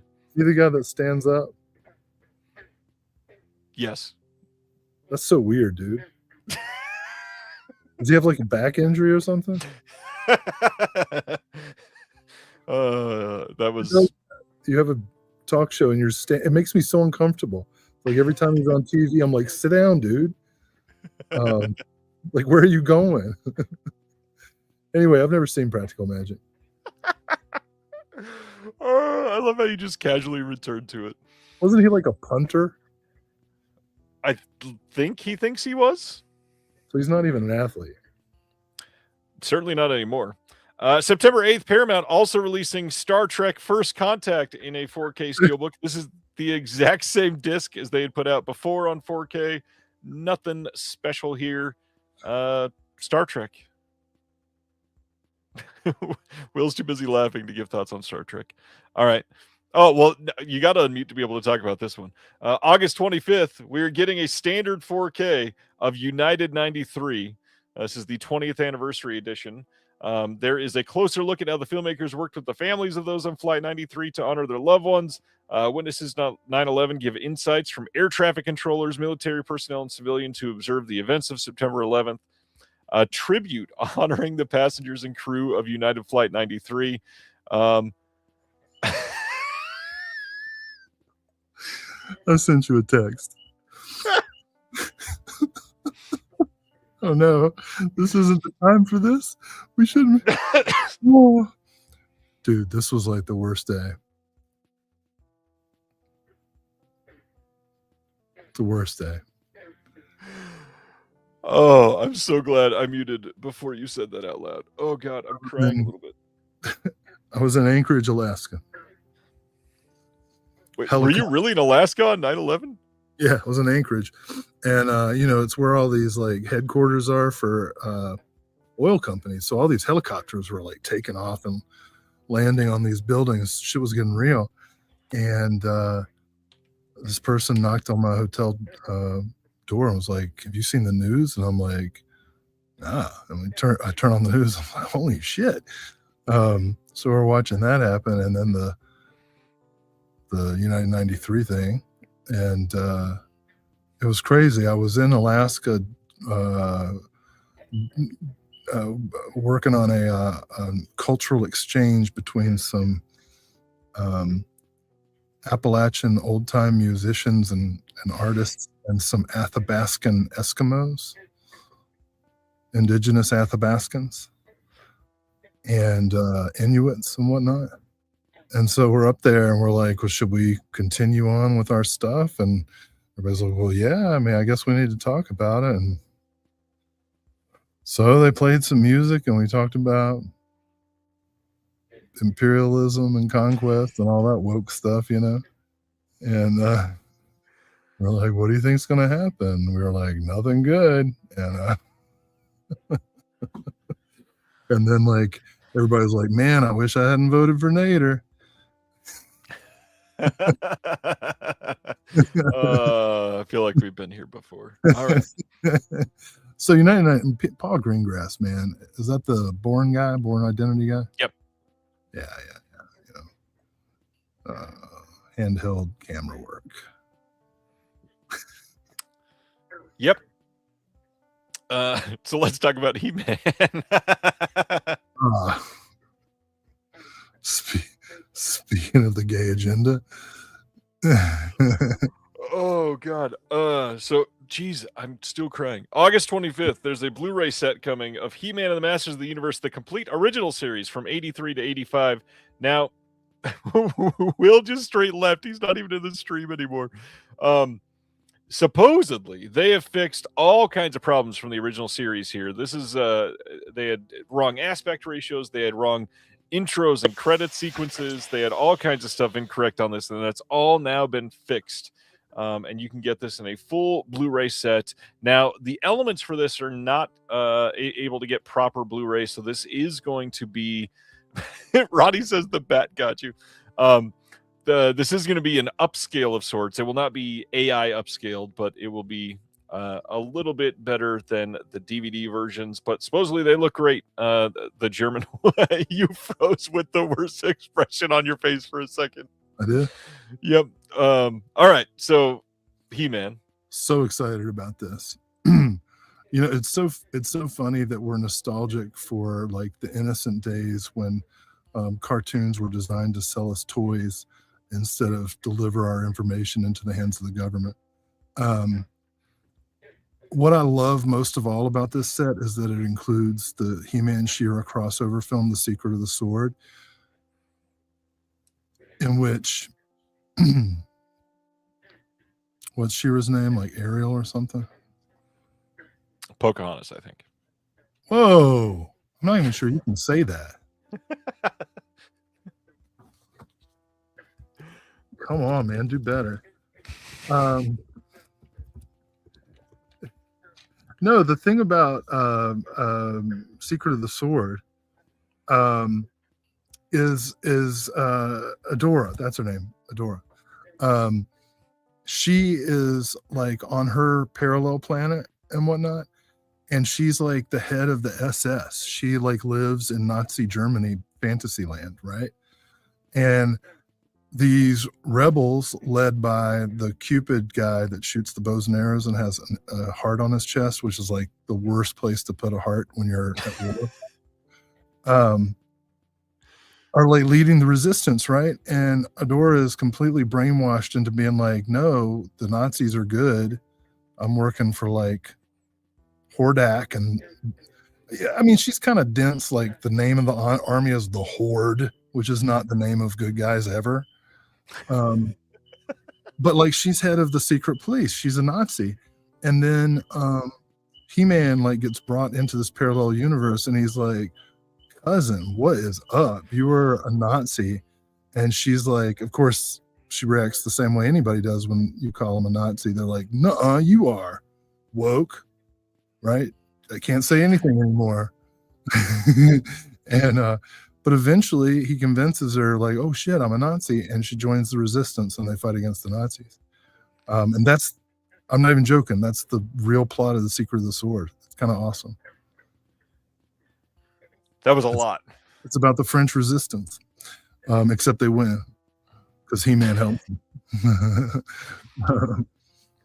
And then you talking about the good guys being called the Horde because they never are. All I can think about is like if the modern Peace Corps was like, this is our new battalion called the Wrath. Right, exactly. Which reminds me of a funny story to tell you a little bit later. I know, and I just want to throw out there, I know some people get really mad when I talk about politics. Get over it. It's cool. I'm like not saying anything radical. But anyway, I also love He-Man and the Masters of the Universe because it really helped me get comfortable with like different kinds of masculinity. You know what I mean? You have man at arms, you have He-Man, you have man-e-faces, you got Beast Man, you got Ram Man, and on and on and on. So it taught me a lot growing up. Well, let's get semi-serious again for a moment. One of our commenters says he was working at Family Guy on 9/11. Seth MacFarlane was supposed to be on the plane that crashed, and Seth overslept, and for several hours they thought he was dead. And then hours later, he called the producer, and she told him he had no idea it was crazy. Wow. I had heard that reported, but I'd never heard anybody close to it. That's crazy. That reminds me of that great episode of Curb Your Enthusiasm about the guy who's like, my father died on 9/11. He just had a heart attack. But he's like, no, that's great. Oh, God. Yeah. All right, then. Did you see the movie? I did not. I have zero desire to see anything related to this franchise. I kind of want to go. It's still like barely hanging on at the theater, so I think when I get home I might like, because it's like back home it's like 105 degrees during the day, so I think I'll just go see anything. Go double feature that and Supergirl. There you go. Yeah, Fisto, that's right. I almost forgot about Fisto. Hey, we talked about this one earlier. We finally got some details. July 14th, meaning literally in just a couple weeks, we are getting a 4K and Blu-ray dual format release and a regular Blu-ray and then a DVD of Obsession from this year. This will have a behind the scenes with Curry Barker and the cast and crew. And then they're also going to have a commentary with Curry Barker as well. There is no mention of an uncut version on this, which a lot of people are speculating about because supposedly there's like 25 seconds of gore that was cut out of a certain death scene in this movie that might exist or might not exist. We have no idea. Yeah, Obsession. I wish everyone would buy my 4K. No. Okay. I thought we were having a good live stream. And then the bat showed up. Why did you have to do that?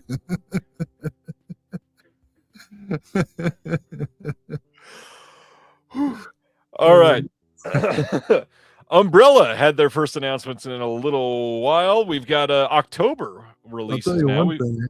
I do relate to her, given how long these things go.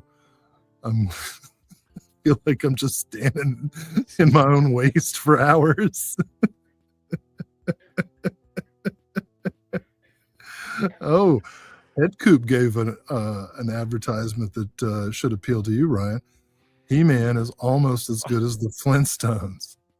I mean, if it's almost as good, it's got to be pretty damn good then. Which, as everyone knows, is your favorite film. Every film is someone's favorite film, and Ryan's favorite film is the live-action Flintstones.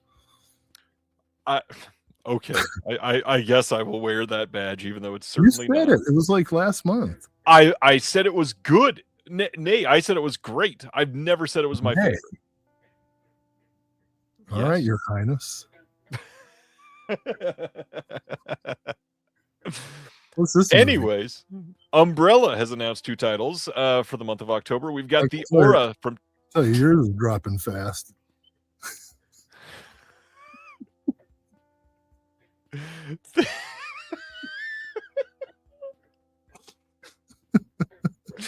Man, you are by far your biggest fan. I love it. Wow. I'll have to tell my therapist I'm cured. Thanks, Ryan. Oh man, I want to make like 9 other jokes. The Aura from 2005 is coming on Blu-ray from Umbrella. This is the same director that did 9 Queens that I still need to see. This is supposed to be pretty great. It's a psychological thriller. It's going to have the collector's edition with a 48-page book with behind-the-scenes material and essays by Anthony O'Connor, Nadine Whitney, and more. We've got art cards, reversible poster, and it is a numbered release as usual. Then we've got on the disc new commentary with the author and critic Dr. Josh Nelson. We got Alexander Hiller Nicholas speaking on The Aura, a making of featurette behind the scenes, and then all the rest of the usual stuff. Did you see 9 Queens? Do you know about that movie? I live it. You live 9 Queens.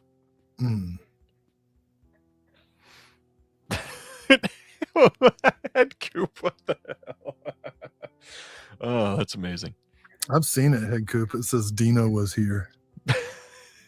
It says Bam Bam. Oh, that was better.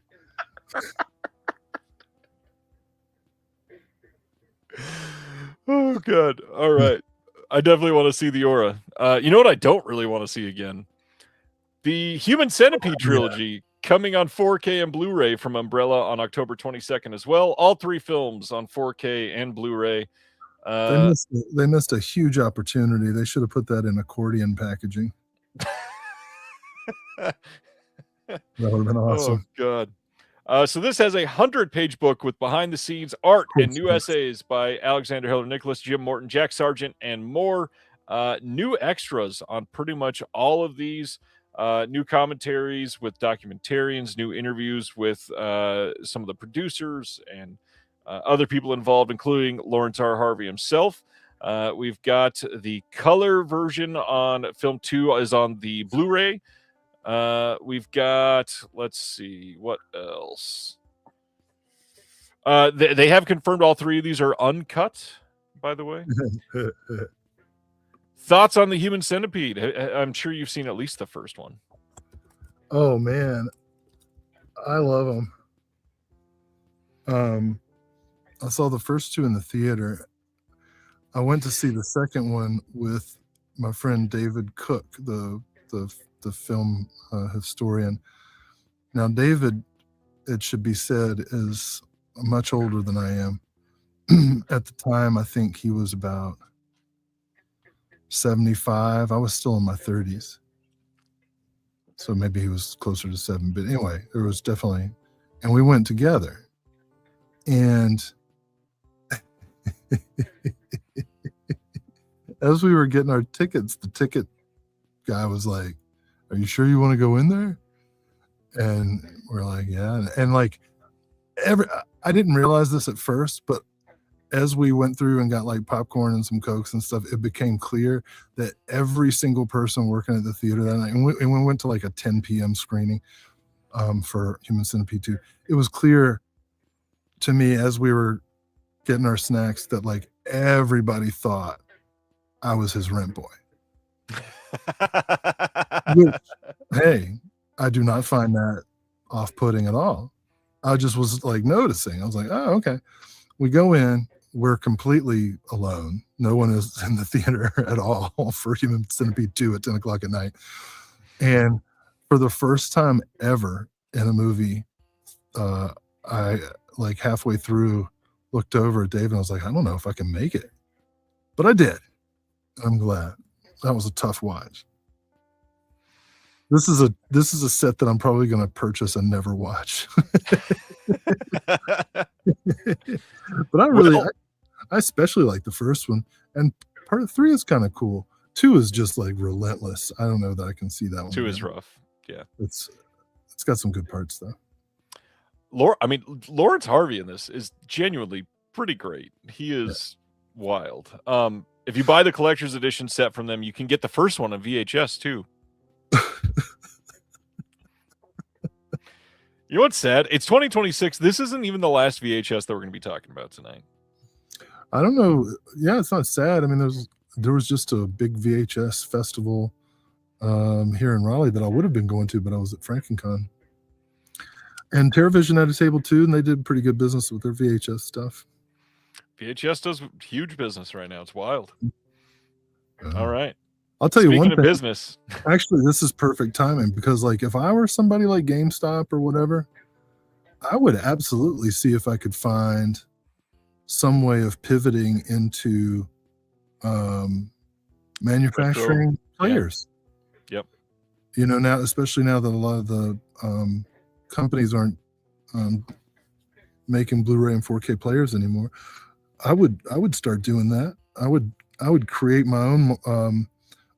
I would corner the resale market by cornering the console market. Yeah, I mean that's my biggest worry right now is hardware. You know, we really need somebody to step in, and this doesn't, obviously it's not budget still, but we really need somebody to make a reliable 4K player that works well. That's like $150 at this point, or less if possible. But I mean, I don't see that happening anytime soon. We just really need more options in that sector if we really want people to jump in and take this. But yeah. Yeah, I don't know. Hopefully there's still enough of a market or a demand from physical media collectors for somebody to continue producing players. I got my all region 4K for under $200, and I've never had a problem with it. Had it for 3 years. 200 is crazy. Yeah. All right, let's talk about this piece of news then in detail here. So the big thing for this week is Sony has announced that the physical disc production for all games coming out that are brand new release games will stop happening for PlayStation consoles by January 2028. So at this point, that is something that we have to look forward to, I guess, in that market. And the big thing is the rumor is the next PlayStation, the PS6, will probably not have a disc drive built in. They may sell a drive, one of the, you can buy a drive that attaches to it that you could use, but that's never been a really great way for people to utilize those consoles anyways. And right now, a lot of people use consoles as their main home video disc player, which is going to cut into this market gravely. I think it's hilariously ironic that they announced this literally the same week that we find out that they're losing the license to more than 550 Studio Canal titles. So people that, quote, purchased those titles through Sony are losing access to those movies that they thought that they literally owned. But the reality here is if you're getting it digitally, you never own it. And this all is happening because the rich and the corporations don't want you to actually own anything. They never have. They want you to just continuously pump money into them every single month. And it's awful. The subscription services are going to be the end of all kinds of things. And yeah, this is a move that does not bode well for the future of hard media in multiple ways. Here's a naive question. So if you, quote unquote, purchase digital media. Let's say an album from Amazon, like the musical album from Amazon, Right. or a PlayStation game, and you download it. They can't take that away. If you have it downloaded on another, you got it stored on your own hard drive. if you have it stored, it's on the table. Shit, dude. If you have it on another piece of media, like if you downloaded something and put it on a CD, of course they can't take that away from you. The reason I'm, just to be clear, the reason I'm sounding naive, I cut you off, man. That was awful. No, you're fine. Go ahead. It's not fine. All I'm getting at with that is they cannot take the disc from you, but there are ways, like if you go to use their players and you still have it on your hard drive, there's ways that they can trigger that so that it doesn't work, and lots of that. So that's what I'm asking, like if there's some kind of encryption shit or something. Because I download everything and put it onto multiple hard drives, and like I worry I just did it to you too. It's okay. It's not. That's the hardest part for all of us to, I mean, not to make a joke after talking about Human Centipede, but that's the hard part to swallow right now, is they want us to leave physical media and go to digital on hard drives, but the cost of hard drives are higher than they've ever been. As somebody that's working in digital media right now, to put stuff on a hard drive to transfer data all over the world right now is the most expensive it's literally ever been. Stuff that I bought for a solid state drive a year and a half ago that was not even like massive, but like fairly relatively small, is now literally 5 times that cost for the exact same product, because of chips, because of the fucking AI data farms that is ruining all of this. Have you looked at those lately at all, Will? Have you had a reason to look at a hard drive recently? No, I've got like 10 like 4 terabyte hard drives, so I haven't quite filled them up yet, but yeah, like I did notice the stories about how like Apple had doubled the price of all laptops, and all the hard drives and batteries were going up in price and everything, just as everything's about to collapse. But anyway, on to the OCNs. I don't think it's OCNs yet, but yeah, this is not small news. This is big news. Holy Jesus. shit! This handle is so stupid. Just like hurt my soul with that shopping list. Holy cow! Was able to get a 5 terabyte external for fairly cheap, but a 2 terabyte mini SD card cost me $575.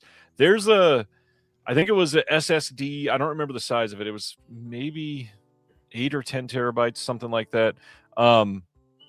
Like a year and a half, 2 years ago, it was literally like $250, $300, and now it's like $1,500, literally. Yeah, I mean, where are you going to store your pornographic videos? You know? Yeah, same place we all do, between the mattresses. We need a oh man, you remember though? It's so funny that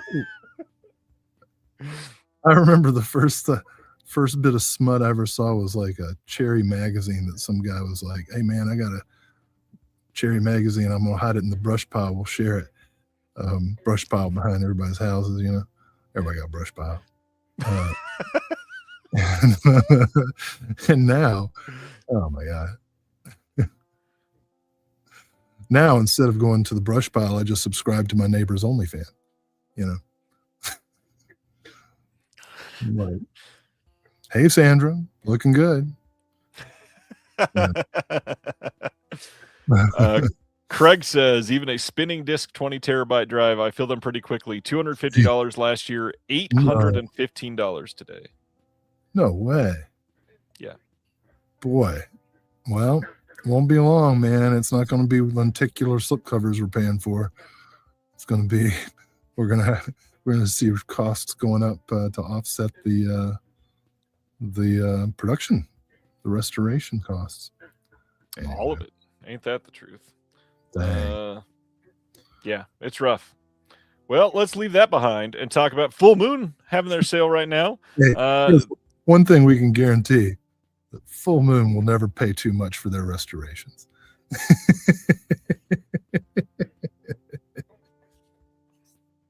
You're going to get the same quality over and over and over again.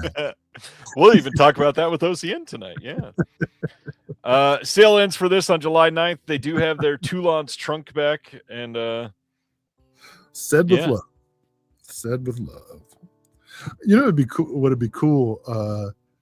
Well, I know that Vinegar Syndrome now has Trauma and Delirium, but I would love to see the same kind of restorations being done to the Full Moon stuff as the Trauma stuff. It's too bad we're not seeing that. I mean, the ones that Vinegar Syndrome have done, like the Toxic Avenger ones, look really great. That's true. Yeah, I know. I want to see Full Moon get the same treatment. I know. What I'm getting at is if we can make the Toxic Avenger look that good, some of those Full Moon ones could look incredible if Charlie Band would ever just let somebody else do something, but then he won't be able to market it as the way that Charlie always does. Well, I won't question him. He's made it this far. He's made it this far. But I would love to see. Can you imagine getting the Vinegar Syndrome treatment on all the Stuart Gordon movies? Fortress, The Pendulum, Castle Freak. Freak. Come on.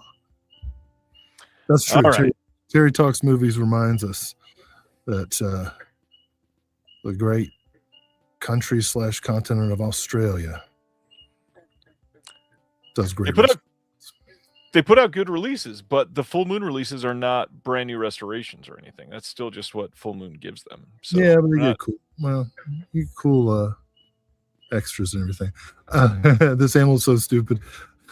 Speaking of Charlie Band's great ideas, yes, the Toulon trunk keeps coming back periodically with new Puppet Master movies added to it as they are produced. Let's see, my Toulon's trunk goes up to, I think, the first Axis of Evil Puppet Master movie. That was a while ago. You've had that thing for a long time. I know. I'm like 5 behind now. And of course, after you bought that, there's no like re-up where there's a room to fit them or anything. No, it's so tight that it crushes them when you take one out and put it back in. It like cracks the case. There was a lot of wild phrasing there. All right. Speaking of sales, Arrow Video has launched their sale, and I mean, I don't know what to say here. What's odd is the Arrow sales don't even feel much like sales anymore compared to what they used to. Prices are okay-ish, but yeah. If you're in the US, go ahead. They're like Criterion prices, right? You're getting 4Ks for $25 and Blu-rays for $20 or $19.99. Some of them, yeah. But then you got the if you are waiting on these and all that, keep in mind there likely will be an Arrow sale at Barnes & Noble in August as well. There usually is. Not a guarantee, but that's usually when it happens. And even with this Jackie Chan set coming out in July, that could be on sale theoretically in August at Barnes & Noble as well. Yeah, all right. Definitely keep an eye on Salem's Lot and Red Sonja and Soylent Green for sure. Kind of surprised you don't have Salem's Lot yet. I don't have the 4K yet.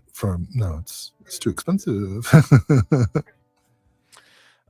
September 8th, we are getting an Amazon exclusive limited edition Blu-ray collection of Star Trek, the original series 60th anniversary. This is a gift set, and instead of doing anything at all to change the discs, no new extras, no new restoration work or anything like that, they went in with everything else that collectors are dying to get. 9 lobby cards that, when you combine them all together, make a solid black art banner that says Star Trek 60 on it, and then also an exclusive 4-inch tiny vinyl with the original theme for all 3 seasons and classic sound effects from the show. And they're charging like $120 or $130 for this set. And that's all you get extra is 9 art cards and a 4-inch vinyl record. This is the Ryan I know and love. Railing against those Shout Factory exclusives. What are these lobby card bullshit? It's the exact same box set that you can already get for $60. So they're telling you that 9 lobby cards and a 4-inch vinyl record cost us $70 or whatever. Are you kidding? The 4-inch has but the B side of the 4-inch is a cover of the Star Trek theme by the Dwarves.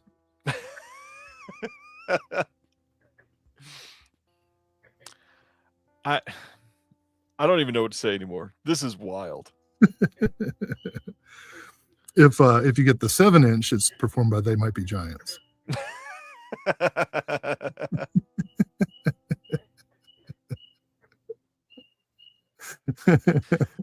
Oh, I'm trying to think of a Young the Giant joke, and it's just not working. All right. Next up, in kind of surprising news, Sony is releasing The Swan Princess on 4K on August 18th. They've got a looking back featurette at 25 years of The Swan Princess, and then The Swan Princess, the original making of, play movie with sing-along, and that is it. Swan Princess. Any thoughts on this? Day one pre-order. It's a good movie. Genuinely a good movie. Every time I see The Swan Princess, do you know what pops into my head is Adam Sandler going, "Stop looking at me, Swan." And then I get mad at how much Adam Sandler is in my head. Swan Princess, genuinely love the movie. This is going to look great in 4K. I do want this. This is a movie I don't have on any home video. Oh yeah, this is a good movie. It's basically a ripoff of The Little Mermaid, but it's really well made. I love this era of like anti-Disney. That's why I love all the Don Bluth stuff. This isn't Don Bluth, but it's very like Disney adjacent, really well made. Still great hand-drawn animation. Good movie. Yeah. Yeah. I try to avoid patriarchal narratives for my child, but that's not what I've heard. What? I don't know. It was funny. All right. Now let's get into OCN. Other than the complete works of Severin. Oh, come on. There's nothing patriarchal about, let me look, Overboard. She's putting out, actually, I sold an Overboard. I had the great pleasure of meeting the artist known as Hag Occult. Are you familiar with Hag Occult? Absolutely. Yeah. And she saw my remaining copy of Overboard and was like, "Oh my God, Overboard." And she posed for a social media picture holding up the Overboard. And wouldn't you know it, she came back by a couple hours later and was like, "Some of my followers bought Overboard at the Severin sale online after seeing the picture. So you're welcome, Severin." Nice. Doing your job. Move some Overboards. Well, can we move some I'm Gonna Get You Sucka? The next VSU from Vinegar Syndrome is, gosh, I can't believe we're about to do this. The Wayans in I'm Gonna Get You Sucka, the ode to blaxploitation with some very art on the cover.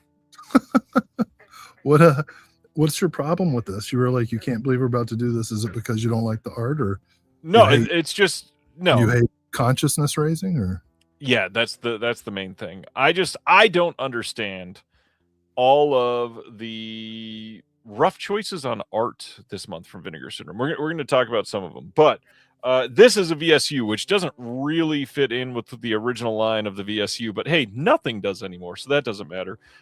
This is going to have a 40-page booklet with it.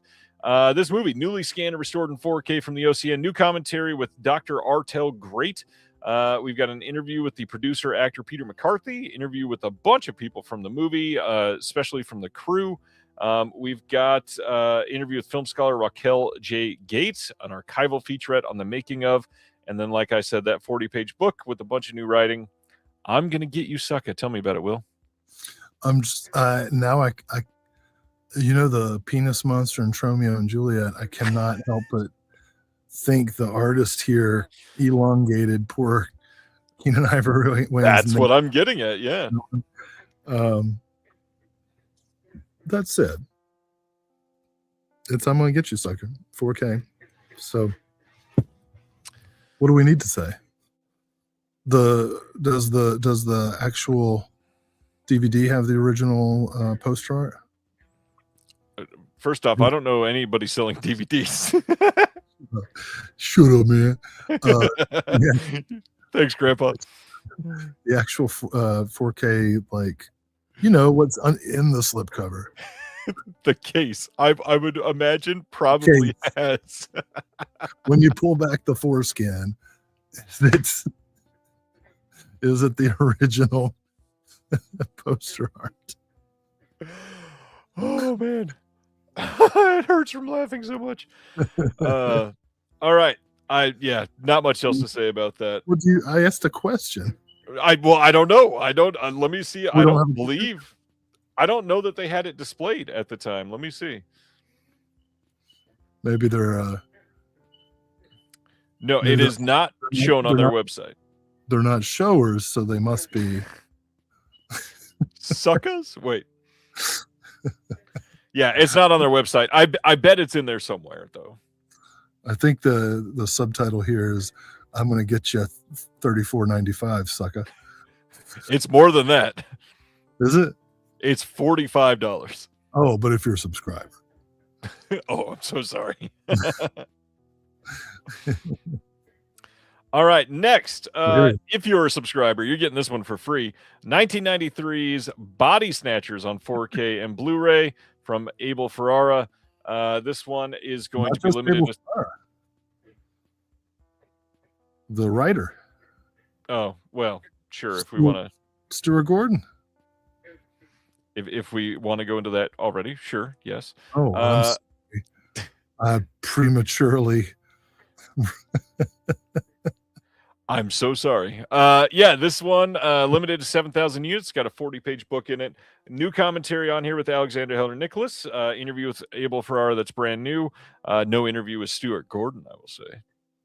That was bad. Oh, wow. I shouldn't have said that. Jeez.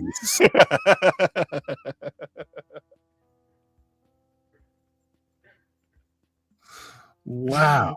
I deserve that. Wow, that was mean. 40-page book, new writing by Elena Lozic, Willow Caitlin McClay, and Glenn Kenny. Yeah, written by Stuart Gordon. Tell me about how you feel about Body Snatchers. I really like it. I used to watch it on late night HBO or Cinemax, one of those, all the time growing up, and I particularly like the military industrial complex adaptation, right, of the Body Snatcher story. Obviously that fits really well. And you know, I always thought it was strange that Abel Ferrara directed this, but in hindsight it makes sense. Like if you're going to get Abel Ferrara to do kind of a low budget studio type movie, Body Snatchers, yeah, that fits. Now I gotta say too, Larry Cohen also gets a screen story credit on this one. That's right. I forgot about that. Yeah. How do you feel this stacks up with the other adaptations of this? Well, it's much, lower budget than the Philip Kaufman version, and very limited in its locations for budgetary reasons, of course. I mean, it looks like a Stuart Gordon movie in many ways. Yeah. So I don't know that I would really compare it. It's not even, I think it fits in the same universe as the Philip Kaufman one. I don't think they're bad in any way. I think all three are pretty great, actually, just very different. Huh. This one kind of gets forgotten or thrown to the side, but I think all three are genuinely worth a great watch. Yeah, I'm excited about this one. I still haven't seen the Nicole Kidman version. Oh, the invasion, yeah. I dare say I probably prefer Abel Ferrara. I haven't seen it, but I would imagine I would as well. Next up is Night School from 1981, getting a 4K and Blu-ray release from them as well. If you're a subscriber, you're getting this one. This is limited to 6,000 units, and this is newly scanned and restored in 4K from the OCN. New commentary with the associate producer Leon Williams, the stuntman Jeffrey Levitt, and the film historian Brian Thomas Norton. Another new commentary by the DP Mark Urban and the film historian Brian Thomas Norton. Some interviews that were brand new for this, and Night School, 1981. Have you seen this? I never did see this, so this is exciting. I don't think I have seen this one either.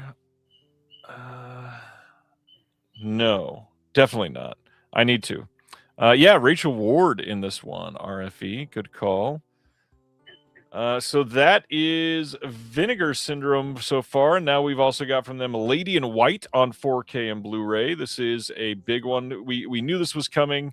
This is one that they had announced earlier this year, and then it got sort of delayed. It was supposed to be out before halfway, but now here it is. This is limited to 8,000 units for the slipcover. You get a 40-page book with this one. And then newly scanned and restored in 4K, we've got 3 different versions. The 126-minute pre-release director's cut on 4K. You've got the 118-minute extended home video cut on Blu-ray, and then the 113-minute theatrical cut also on Blu-ray. So only one version on 4K, and it's only that pre-release director's cut. You get a new commentary with lots of people from the film. New commentary with a few people, moderated by Scott Niemeyer for the extended home video cut. New commentary with Emma Westwood and Stephen A. Russell for the extended home video cut. A bunch of new interviews, a location featurette, hosted by the owner of Fright Rags. You get a visual commentary for the pre-release director's cut with Lalagia, Haas, Jacoby, and Carew. 40-page book with new writing by a whole bunch of people, including Heidi Honeycutt, friend of the show. Hey. Lady in White. How do you feel about Lady in White? Oh, another friend of the show. When I interviewed Tiffany Shepis about her career several months ago, we got into some of the films that influenced her, and she went on about how Lady in White was one of her all-time favorites. Like, this is a great movie. Yeah. So I haven't seen it since the VHS days, so I'm kind of stoked to get a chance now that it's fresh in my mind from talking to her to see it again. Genuinely great movie. That's Simner's best joke of the night so far, I think. Yeah, slipcover looks like, yeah, that's funny. Are we almost done? I'm tired, man. Let's go. No, we're not. Not even close. All right, Distrib Picks and Something Weird Video putting out 1,000 Pleasures and the Ultimate Degenerate from 1968 and 1969. This one includes a 40-page Perfect Bound book with essays by Lisa Petrucci and Gentry Austin of the Sin Syndicate podcast. We got Alex DeSanto and Shandi Langrick, limited to 2,500 units. This is a fun-looking release. I wanted to shout out Gentry as well. I was just on an episode of the Sin Syndicate podcast. Everybody needs to check that show out. They are incredible. This one, the Finlays. I know that we've talked about them a few times before, but we got 2 feature-length commentaries with Casey Scott, Neil Martinson, Never Before Seen sequence deleted from the original negative. You get a bonus film on this called Take Me Naked from 1968, sourced from video, playable with an optional archival interview with Roberta Finlay and Casey Scott. You got a double-sided cover, a double-sided 11x17 replica one-sheet for 1,000 Pleasures and the Ultimate Degenerate, 3 replica 4x6 glossies, and that is a pretty wild release for these. Finley's, Something Weird? Anything you want to comment on? Love Roberta Finlay. Really cool to see Take Me Naked included here. This is like always exciting because I get to retire a couple of Snapcase DVDs. So this was an immediate pre-order. If you're unfamiliar with these movies and with the Finlays, I am not going to say these will be entertaining for you on any level, but especially with the Casey Scott interviews and commentaries, they're going to be put into context in really entertaining ways. And I could have sworn I saw something moving really fast. I will say this, and this is not a joke. I am in Mothman territory. I did just speak to the director of the Mothman Prophecies, so there's that. I see. Casey Scott Gentry over from the Sin Syndicate podcast. They are incredibly smart people. Check their work out. They are amazing. What the fuck was that? Those listening on the podcast later, hearing you get kidnapped by the Mothman is going to be. Listen, let me tell you something. If I turn the lights off on this porch, it will be complete and total darkness, the likes of which most of you have never experienced because you've always grown up around street lamps and stuff. Complete and total darkness. And to make matters even more interesting, there is a maximum security prison about 15 miles away as the crow flies. So. All right. That's Distrib Picks for this month. The Gausser is also putting out a triplicate of VHS deluxe LED releases, as they have been doing without putting anything on Blu-ray. They got Thriller, A Cruel Picture, Sergeant Kabuki Man, NYPD, and then Rats, all coming on VHS this month if you want it. And yet again, not the last of the VHS releases that we're going to be talking about. Crazy, man. All right. So those are the VHS from DeGausser. And then merch-wise, they got a Vinegar Syndrome Camp Cup, Vinegar Syndrome No Sleep Till shirt, Vinegar Syndrome No Sleep Till sticker, Vinegar Syndrome baseball cap, Vinegar Syndrome Classics Black Flag film strip shirt. They've got the film reel shirt from 16 millimeter, and then they've got this wild-looking Fallen Swine screen print that they're doing. Night, Ronnie. See ya, Ronnie. Condolences about Jaylen Brown. Oh, man. Sad day. All right. That is it for the merch. Now we can get into the partner labels. So first up from Dark Star Pictures is Positions from 2025. This one is directed by Brandon Daly. We've got a director's commentary at the premiere featurette and a making of. Had never heard of this one before. I should have probably watched the trailer for this. I skipped this one basically entirely. Did you look at the trailer for this? It's a good double feature with either The Ultimate Degenerate or The Human Centipede, depending on where you're headed. Check out Dark Star Pictures for Positions. Following that up with Death Cycle from Dark Star. Yeah, this is a great looking slipcover, and then here is the backside of that one. Oh my god. So this is from 2025, directed by Gabriel Carrere. Director's commentary, behind the scenes featurette. You've got a making of, effects, script to screen featurette, and a trailer. This one says, after the death of her sister, a woman is visited by a man looking to solve a series of murders by a motorcycle maniac. As their shared fear grows, the killer's rampage continues, leaving them both questioning who the real monster is. It's the motorcycle killer. I mean, it's got to be. I don't want to spoil it or anything, but this is a pretty good slipcover art. I got to admit, it makes me want to see this movie, although it's probably nowhere near as good as this art. I mean, it's good in the sense that it's funny. I don't know that I consider it display art that I'm going to like. No, not at all. Not even a little bit. But when you compare it to some of these others, I get it. This one's pretty good too. But I will say I don't love this movie.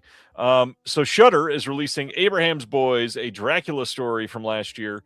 This one is done by Suspiria Vilches, who's a great artist. Absolutely love her work normally. This one pretty great. This is got an audio comment. Oh, sorry, this is in 4K and Blu-ray. This has an audio commentary with the writer, director, the cinematographer, the editor, and the producer. Video introduction to the film by Joe Hill. Booklet with new writing by film programmer and journalist Heidi Honeycutt. And I got to admit, like I said, I hated this movie. I don't think you got to see this one, right? Well, I know that I am one of them, and so are you. Well, yeah. I guess you never had a music class growing Oh, up. I'm marching right now in my place. I know exactly what we're talking about. Yeah. Whatever. Yeah, That was God tier funny. that was a good follow up too. Literally in this case. I don't know anything about this. I'm assuming vampires. Yes, it is, It's- and it's It's Van Helsing, not the guy who almost killed Isaac. yeah, not a fan Of which one? of Esau.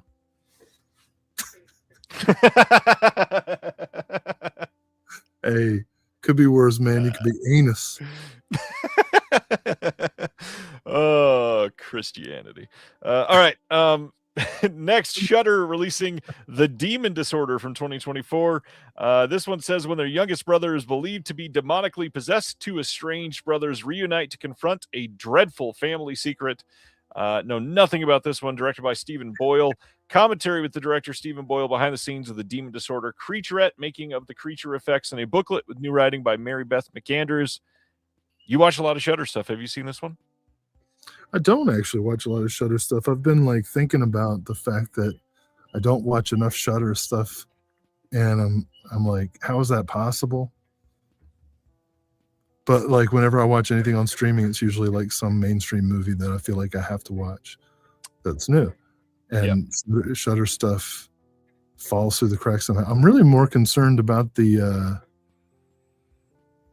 these slip covers and everything. I wonder if what's happening with the slip covers is that the artists are getting like the same deadlines that the supplemental producers are. It's like, hey, you want to work on this disc? It's due in 3 weeks.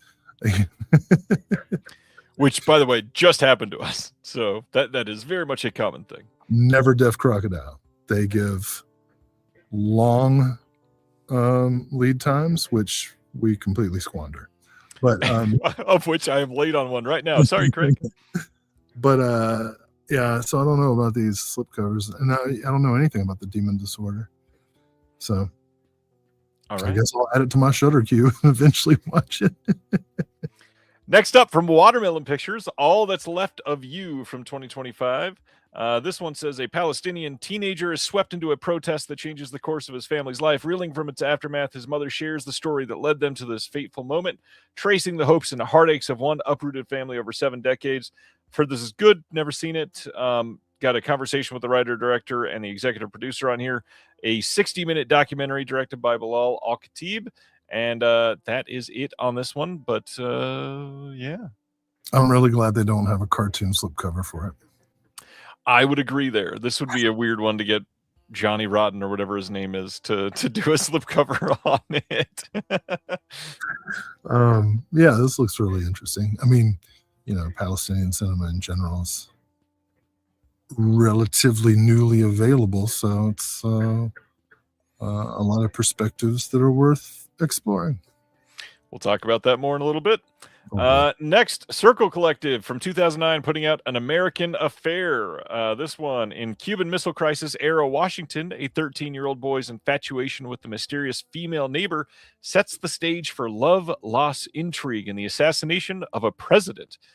This one directed by William Olson, and it's got Noah Wiley, James Rebhorn, some bigger names in here. Spoiler alert, it was the kid. We got some deleted scenes on here, a trailer. That's why the angle's so weird, because he's shooting from. Oh man, booklet with new writing by the director as well. Yeah, not ever seen this. All right. Did you hear that? No. I think it was a deer snorting. What's that? I did hear that one. I'm in danger, dude. You're about to get charged. Man, I knew I shouldn't have put on that new deodorant. At least it's on your right side, because you're not wearing any left guard. That's for sure. Whoa, I don't know what that means. Right guard is a brand new deodorant. Yeah, I always wondered what you do on your left side. Gretchen Mall, she was a great, like, what might have been story as an actress, wasn't she?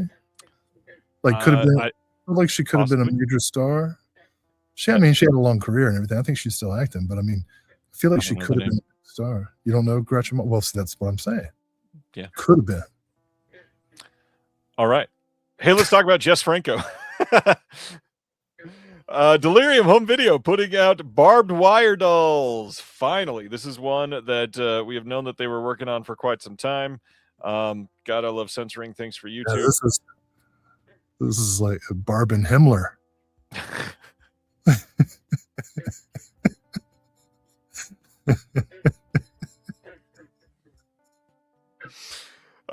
This one directed by Jess Franco, starring Lena Romay. We get a commentary by Dennis Daniel, interview with director Peter Strickland on the films of Jess Franco.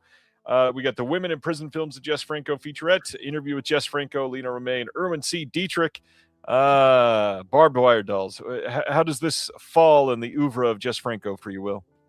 I mean, it's not in his top 30, but probably in his top 50 or 60. This was an immediate pre-order just for the new extras. This has been DVD only. I have that the older Delirium release of the set of Jess Franco DVDs that make like the Jess Franco face. Jess Franco face, yeah. Which means I can't get rid of them. Not that I would. You didn't have the German Blu-ray of this one? The Golden Goya collection one? No, I don't have that. Kind of surprised. Now I have the Delirium. All right. Next up, we've got ETR Media putting out Rye Levy's Boutique to Preserve and Collect from 2024. This one, the slipcover sold out pretty much immediately. I know. That's a cool slipcover too. I would have gotten that one. It's all right. This looks really awkward. Nice. This looks really awkward to me. But it's perfect for the. I mean, it is a little bit of like navel gazing, but that's okay. Every industry has their own documentary about themselves. Navel gazing is fine, but this feels weird. Like it certainly called into question. People were asking if it was AI. I'll just straight out see it. I will say Ross from ETR Media came out and shared who the name of the designer was, but it's kind of awkward when you don't have an artist listed for your slipcover and it looks like something that somebody could see as AI. I do feel like, first of all, this back cover invites everyone to be like, but what about, whichever missing boutique, Deaf Crocodile, that you are lamenting, but also for the boutiques that are represented, shouldn't their logos be in there? Like, shouldn't they be That's accurate? trademarked. They can't do that. You can't put another company's look, even if you're making it. That's weird. Because it's for profit. They can't make money off of it. Yeah. Huh. But also, I mean, there are certain things like Kino Lorber that is a steelbook with a slipcover around it. That makes and it's not even like a proper slipcover. Either way, it doesn't matter. Yeah, I don't love the back of the slipcover, but I thought the front was kind of cool. It is very cool, and it looks like I will say it looks like Snip's movies in the UK. This is like exactly what his store looks like. And I've seen this doc. It's pretty good. It's got a lot of faces and names that you'll recognize if you've been following this industry for some time. You've got pieces from Chris Alexander, Lizzie Borden, Sam Deegan, David Gregory, Frank Jaffe. A lot of people that I have appreciated for quite some time. Chris, just wanted to shout out, you're saying Kino has never done a steelbook. They did one. They've done one steelbook, so it's not like they've never done it. But I don't think the back of the slipcover is to commemorate Rawhead Rex exactly from Kino. So there are a couple things on here. We've got a couple short films from Rye Levy on here. We got a commentary with Rye Levy and then Jason and Brett Butler. This is it's a good doc. It's a bit surface level, but I think as a primer for people that aren't familiar with this, it's a really great answer. That being said, I think a lot of people would enjoy watching this. It's well made. Rye is a great documentarian. Check it out. All right, another one from Delirium Home Video. Let's talk about Island of the Fishmen. So this is from 1979. Once again, cover art by Suspiria Vilches. She works with Full Moon and Delirium a lot. Cool. Yeah. So this one is a Sergio Martino film that Full Moon has already released before, and this is not going to be anything new. This is The huh? the supplementals are new. Nothing new as far as the film itself. There is a commentary by Rob Kelly, new interview with Sergio Martino and Antonello Galeng. However, the big thing is this doesn't have the original cut of this, the other cut that the New World Pictures cut of this that is vastly superior compared to most people. Wow. I wish I was home so I could show off my like media book edition from wherever I got it from. I'm probably gonna get this. I do like the Suspiria art on the front here, but man, this is rough. Yeah, no, they're just re-releasing Full Moon stuff, which was already re-releases of previous Full Moon releases. But the previous Full Moon release doesn't have the commentary, is what I'm saying. I get it, but that's just classic Richard Band or Charlie Band stuff, where it's just like, hey, we put out a. Yeah, I'm sorry. I'll brook no band slander.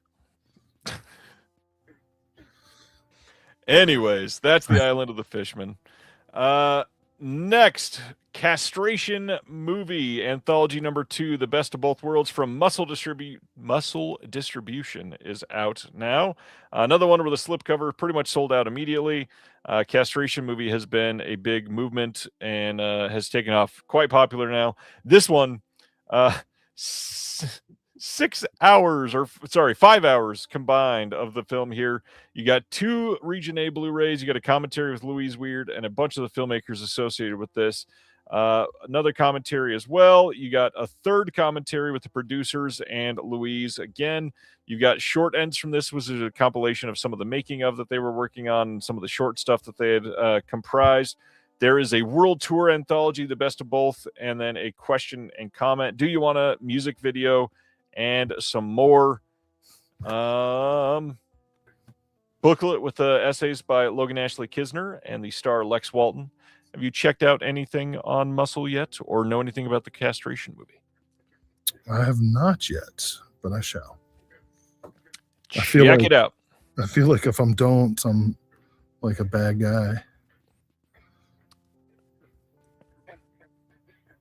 Because you're not an ally? Is that what you're getting at?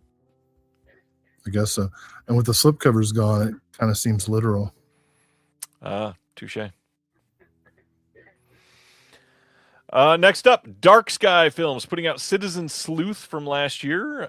This is a limited to 500 slipcover, which they've done a lot of this month. Citizen Sleuth follows a true crime investigation led by Emily Nestor and her hit podcast Mile Marker 181. She delves into a mysterious death. As her audience grows into the millions, Emily's search leads her to uncover a new truth. The film chronicles the rise and fall of an Appalachian podcaster in the age of new media. I know. I kind of feel like I'm making an episode right now. We get a commentary with the director and the editor on this and a trailer, but that is it. Are you checking this out for the Appalachia of it all? Yeah, I'm going to watch this on Tubi first and then make my decision on a purchase. Yep, sounds good. All right. Next is Dead Pigs. This is the first of some Film Movement releases that we're going to cover, just like every month. This one is the fate of an unlucky pig farmer, a feisty homeowner defending her property, a love-struck busboy, a disenchanted rich girl, and an American expat pursuing the Chinese dream converge and collide as thousands of dead pigs are found floating down the Huangpu River towards a modernizing Shanghai in Kathy Ann's Birds of Prey debut feature. So this is going to have a commentary with the director, behind-the-scenes footage, booklet with an essay by Ella Kemp, and that is it. I liked Birds of Prey. This sounds great. It does. I'm all in for this. All right. Our next one from Film Movement is Jailbreak from 2017. Great. This one directed by Jimmy Henderson. You've got bloopers, deleted scenes, making of, the original soundtrack, music video, production diary, booklet with new writing by Pierce Conran. Jailbreak. Any thoughts? Oh, this was a blind buy, immediate purchase, day one. Haven't seen it, but I feel pretty good about what's going to happen. Film Movement. They do some really great movies, that's for sure. I can't recall being disappointed by either Film Movement or Film Movement Classics. I would agree. I can't think of a single time. You sound surprised. Why should you be? No, I'm not. I just have not reflected on that at this point, basically. You know why? Because they keep moving. No time to reflect. Just enjoy and move on to the next one. Moving on to the next one.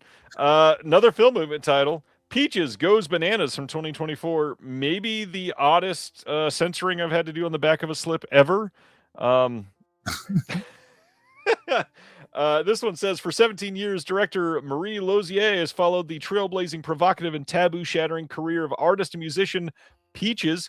From her early life to her ascent towards becoming a queer feminist icon, her story is one that has defied expectations and exemplified fearless exploration and rebellion. This is going to have on here an interview with the director, a booklet with new writing from Peyton McCarthy-Seamus. Did you check this one out? When I saw the slipcover, I kept thinking to myself, man, I would love to see Peaches with the Dead Milkmen opening. That would be awesome. As it is, I saw Peaches before she got kind of famous, when she was still like jumping in the audience and riding on people's shoulders going, sucking on my titties like you wanted me. I just did the Southern version of it. Amazing. The scientific term is teat. Thanks for that. We had no idea. Next up, IFC Films putting out Descendant from 2025. This one is starring Ross Marquand. Worked next to him at a con.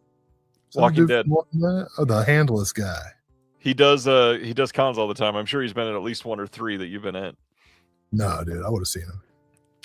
They're like, look, you got your hand back. This says, while preparing for the birth of his first child, Sean, a school security guard, is haunted by childhood trauma. After a beam of light appears in the sky during a late night shift, Sean wakes up in the hospital with an inexplicable talent for vivid, unsettling drawings of extraterrestrials and desert landscapes. As his visions blur the line between dreams and reality, Sean's grip on sanity unravels. With time running out, he must confront his fears to escape his family's tragic legacy. Got an audio commentary with the writer-director on here, the DP, and one of the actresses. Another audio commentary with the producers, Benson and Moorhead, and then a couple other producers with them as well. Got a book of new writing by the film critic Katie Reif, and this one sounds pretty damn interesting, and Ross Marquand's pretty good. Yeah. I thought about becoming a security guard one time, and then I was like, I don't know if I want a job where I am hoping to God I'm bored every night. You know what I mean? Yeah. Like, if anything at all happens, it's bad. You know, like I've never thought of it like that, but yeah. Best case scenario, you are stultifyingly bored every night and just go home being like, God, this sucks. But then like something happens and you're like, wow, I guess I was wrong. It's a lot worse than philosophical, especially a school security guard. So perfect scenario for a horror movie. I will check this out. Sounds good. Next, Club Super 8 putting out two titles this month. The first one, Fantasy of the Deer Warrior from 1961. Here is the interesting slipcover art on this one. This one says the peaceful animals of a Taiwanese forest live in harmony until a pack of wolves launches a brutal attack. Uncle Deer sacrifices himself defending the community and sends word to his son, the Deer Warrior. But the deer warrior is locked in a rivalry with elk over the affections of the beautiful Miss Deer, a conflict stoked by the scheming erotic fox who conspires with the wolves' leader. And I feel like I just had a stroke reading that. This one is region free. It's got a deer in the ruins of paradise on the fantasy of the deer warrior essay, photo, and poster gallery. Audio commentary with Patrick Von Schakowsky from Cult Picks. Shi-Ching Su, who is the director, writer, producer of Left-Handed Girl, which was produced by Sean Baker last year. There's a video essay by Adrian Smith on this as well. Yeah, this sounds interesting, although I will say not exactly thrilled with what we heard about Club Super 8 working with AI over the last month, so this was a little less exciting. Yeah, they are working on creating basically adult films using AI for a different experience. Yeah, I'm not saying this release has AI. I'm just saying a company willing to do that. Not one I love, but I prefer my performers' dead eyes to be natural.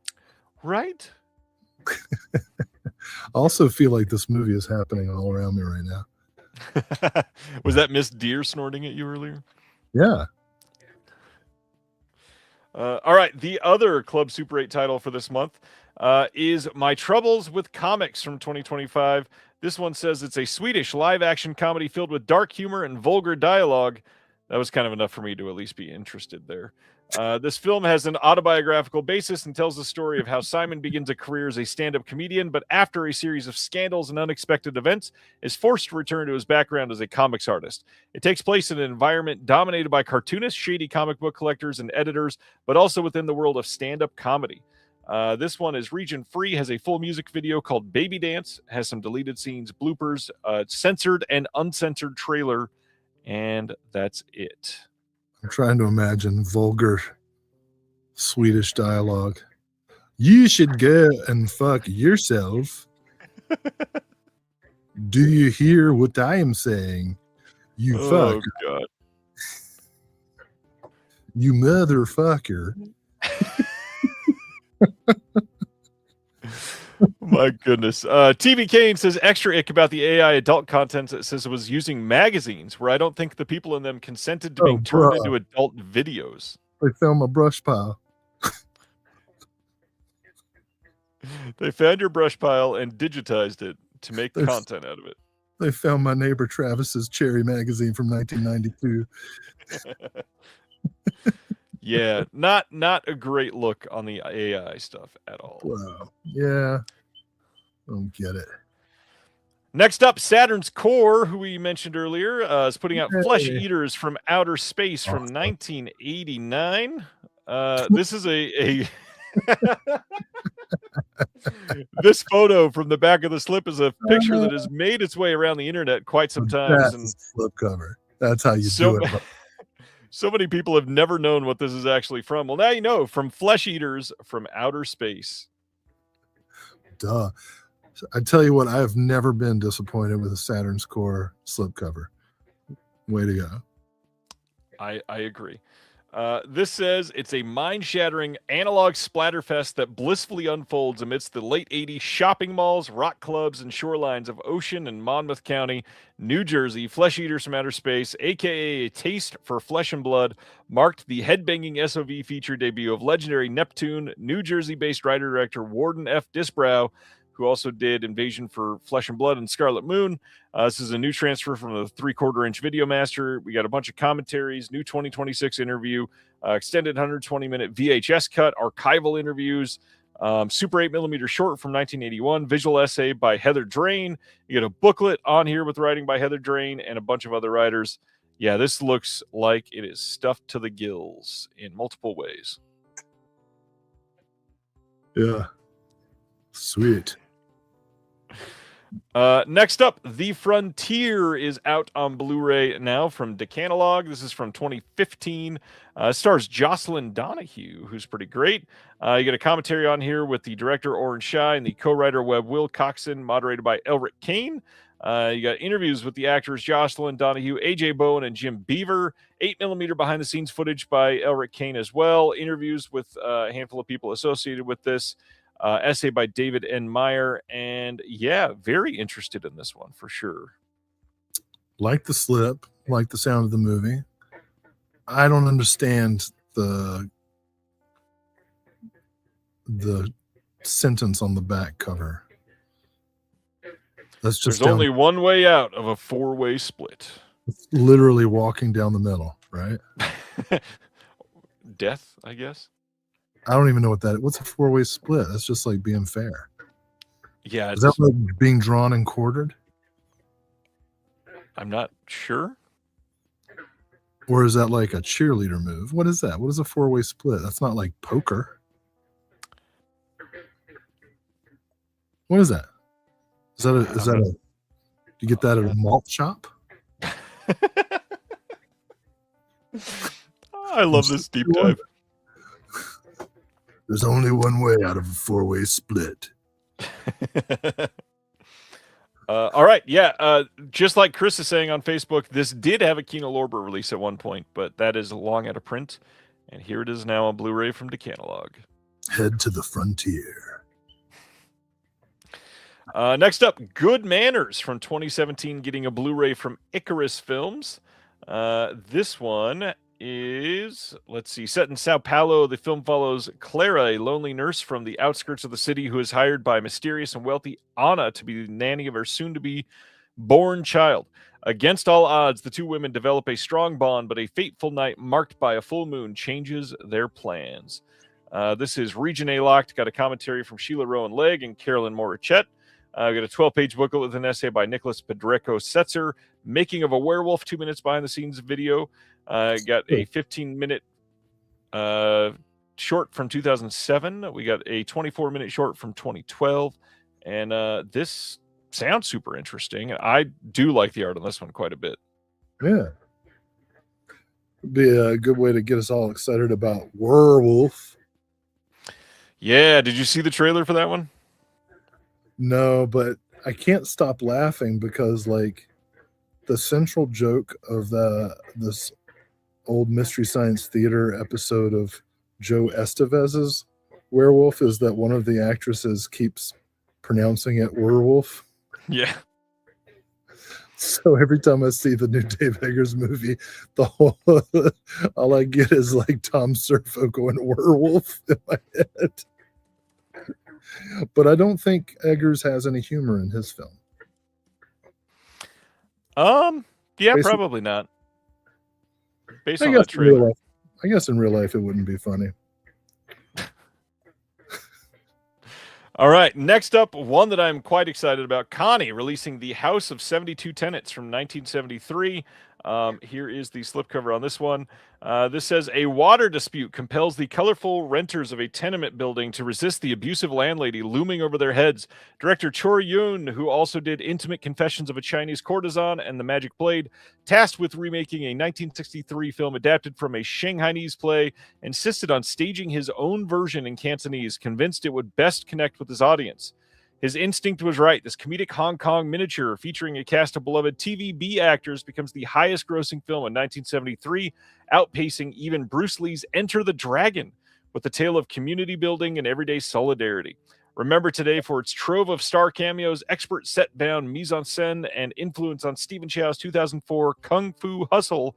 The House of 72 Tenants proved to be a landmark film for Shaw Brothers Studios, helping change the course of Hong Kong cinema by reintroducing Cantonese to its Mandarin-dominated market. This one is a Region A locked Blu-ray. We got archival interviews here as well. New appreciation from the director Alex Chung. We got selected scenes commentary by the film critic Philip Ho R. Nam, and then new writing by Hong Kong film historian Linda Poon, translated into English. Any thoughts on this one? Well, thank goodness for that. That they specify it's been translated. Yeah, this is a definite. It's like I read the description. I was like, this is like Grand Hotel meets It's a Mad, Mad, Mad World meets Laugh In. Yeah. So I decided not even to watch the trailer. I just want to go in totally blind. The other thing that I laughed at is Connie had listed almost every single person that's in this movie. So the actual billing block on the site is way longer than the one that I've got displayed here. Kind of crazy. I didn't realize Laura's still watching the show. She just texted me, "Poon is such an unfortunate last name." Not if you're looking for her. All right. Next up, The Mad Monkey. This is coming from Bizarro, releasing this month on Blu-ray. This one is with Jeff Goldblum in it. Big names on this one. 2K restoration from the OCN. You've got original English soundtrack with the optional newly translated English subs. To dream so as to film, a new in-depth interview with the director Fernando Trueba, a new interview with the Sitges Film Festival director Angel Sala, archival behind the scenes featuring a bunch of people from the film, plus a 16-page booklet with a new essay by Kat Ellinger. Yeah, lots of stuff going on with this movie. Have you seen The Mad Monkey? No, but I'm imagining Jeff Goldblum being like, a monkey. Do you think he's mad? Interesting. You know.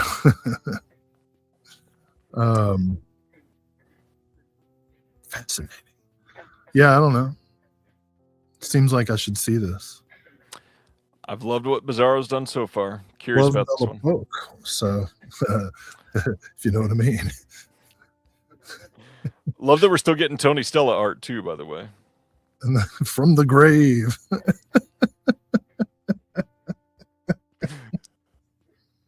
I said rest in peace, Tony Stella, earlier, and you said that was offensive, and you just said that because of you.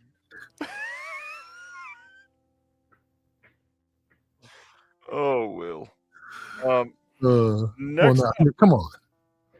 I'm all for minimalism, but Jesus. Next up, the movie Mermaid from 2024. This one, supposedly a really great movie. This says Doug is an awkward Florida drug addict, divorced and alone. He shares custody of his young daughter with his ex. Doug's reeling from losing his job at a local strip club where he takes care of the fish in the aquarium. Things are beyond bleak, so Doug zips his boat out into the Gulf to end the pain of the reality.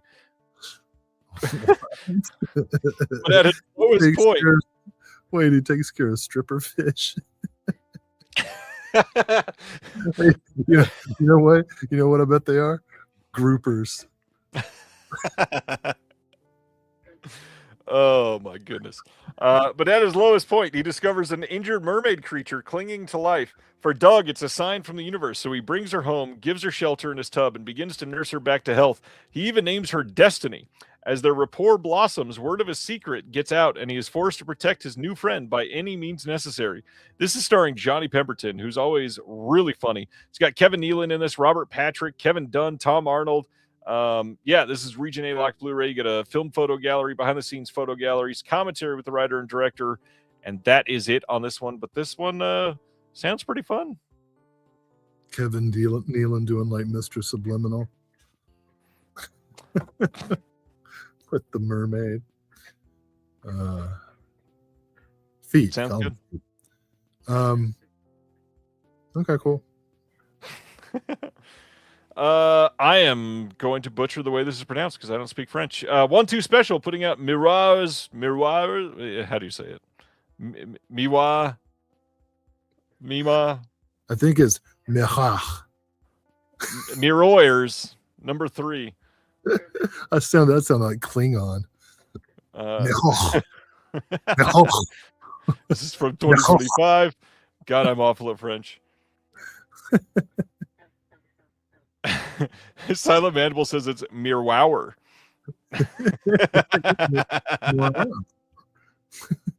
It's just a meow. Oh my gosh. That's it. Meow number 3. Let's see. This one directed by Christian Petzold. You've got a new video interview with the filmmaker on there as well. Book of new writing on the film by Ariel Esteban Calle. Yeah. Any thoughts on this? This looks really neat. French is such a strange language. Like, it sounds so romantic. When people are angry or passionate and they're speaking in French, it sounds amazing. But do you know what's hilarious? Like when you're watching La Haine and French is supposed to sound tough. And you're just like, come on, dude. You ain't about that life. Nope. But, they'd kill me. Yeah, this looks cool. Yeah. Yeah. Next up from VHS Hitfest, Radio Free Steve from 2000.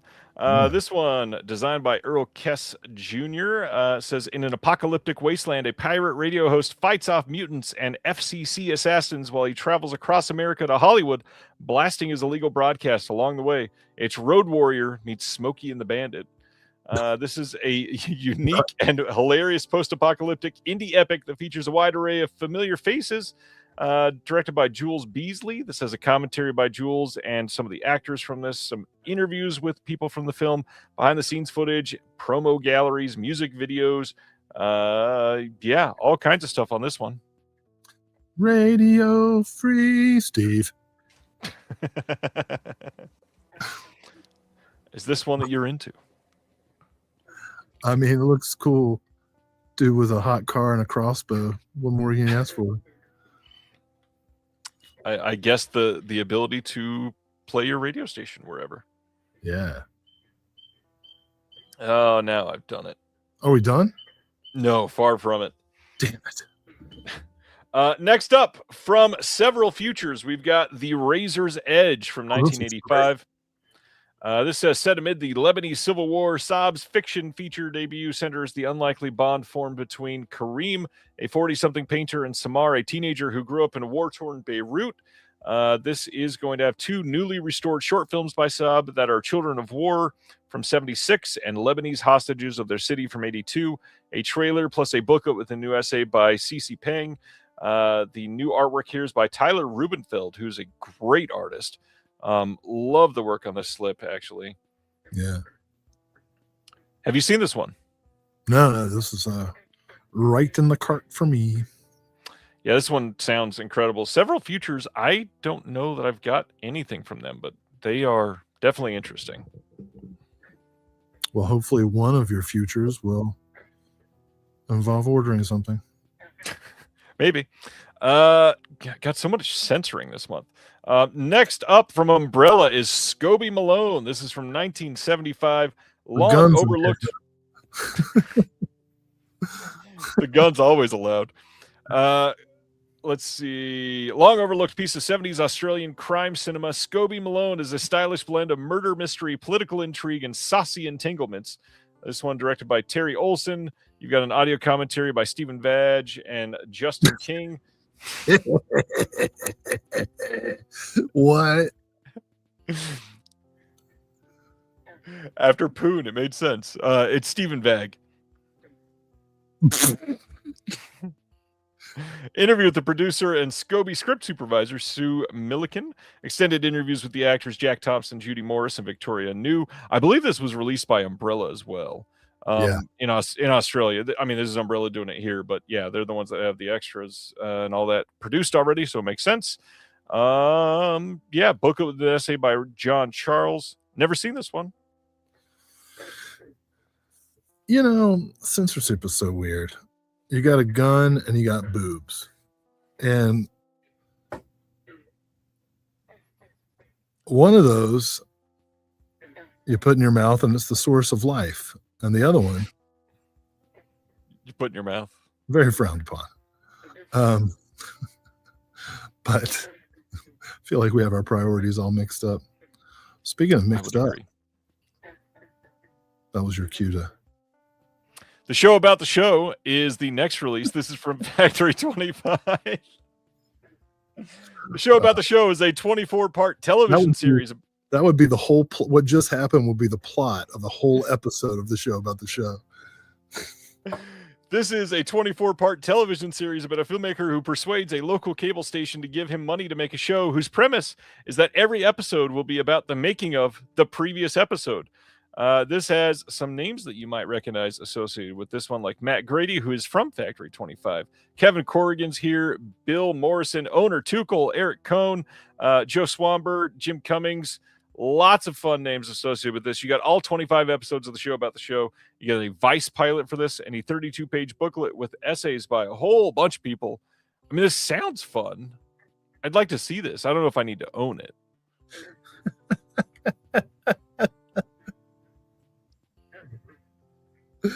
Well, given that it's 25 episodes, 480 minutes. Probably might as well just pick it up. That's a lot of minutes. I find the concept fascinating. All right. Next from Wild Eye. I gotta tell you, the disparity of tone in the selection of OCN films this time is really strange. Yeah, we go from that to Snow Shark, Ancient Snow Beast. This is from 2011. Johnny Ryan, that's his name that I was trying to think of earlier. That would have been an awkward artist. So this one says, 12 years after a doomed scientific expedition uncovers something prehistoric beneath the frozen earth, a quiet snowbound town finds itself under siege by a creature long thought to be nothing more than a myth. Following a series of brutal attacks, the terrifying truth emerges. An ancient predator is awakened, hunting from beneath the snow. A small group of local scientists and hunters band together to confront the impossible, hunting a shark creature that strikes without warning, dragging its victims to the icy depths.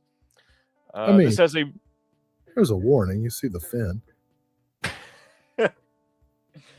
Not if it's coming from behind you. Well, and you got the musical theme. That's true. Just like the musical theme of the bullfrogs behind you. I like the back of the slip. It's like Santa got bisected by a snow shark. Great.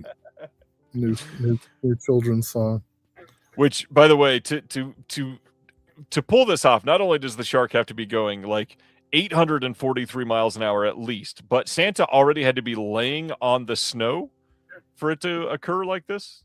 Anyways. You're getting into that's, actually, it's not even possible of an ancient snow shark. Not even possible for a dorsal fin to sever a spinal cord.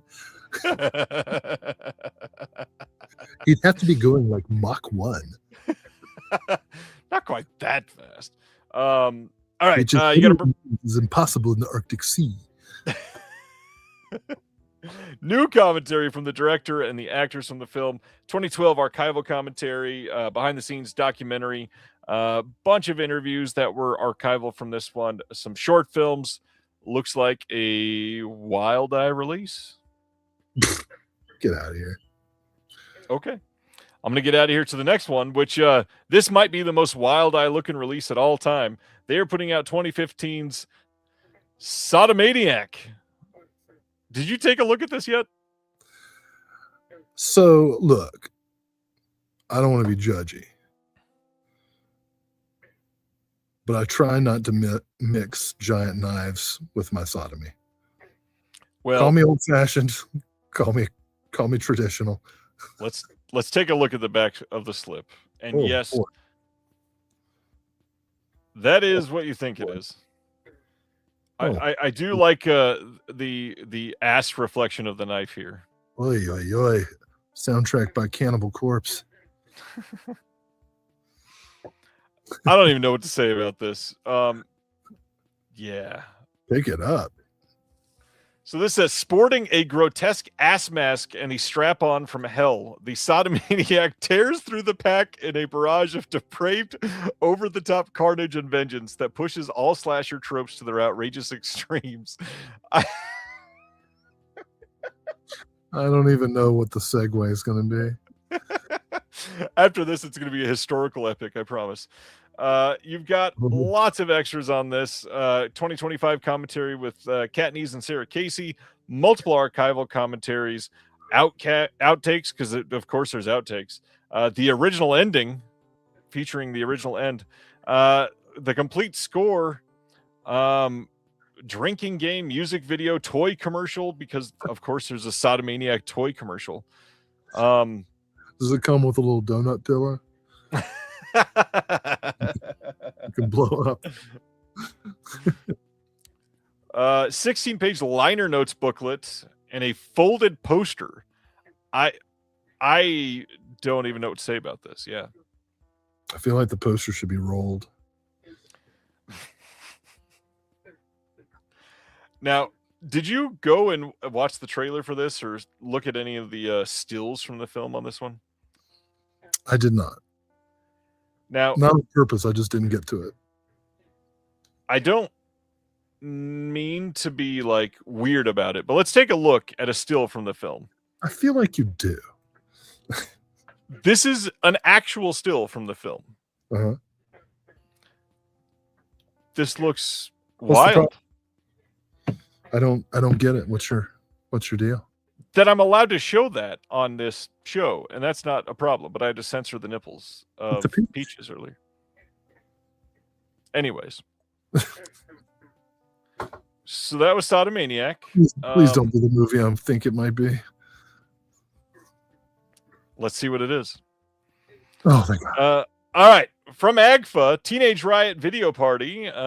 This is going to be a multiple film set. We've got Lost, Lonely, and Vicious from 58. Jacktown from 1962. The Flaming Teenage from 1956. The Narcotic Story from 1958. You can watch all these as a put-together drive-in type of style triple feature. You've got preserved from the original Something Weird Digi-Beta Masters. You got Riotous Trailers and Drive-In Snipes, promotional gallery. You got the uninterrupted program, like I said, and then a booklet with an essay by Miss Lisa Petrucci herself. I feel like these are ones that you always get. Is that true?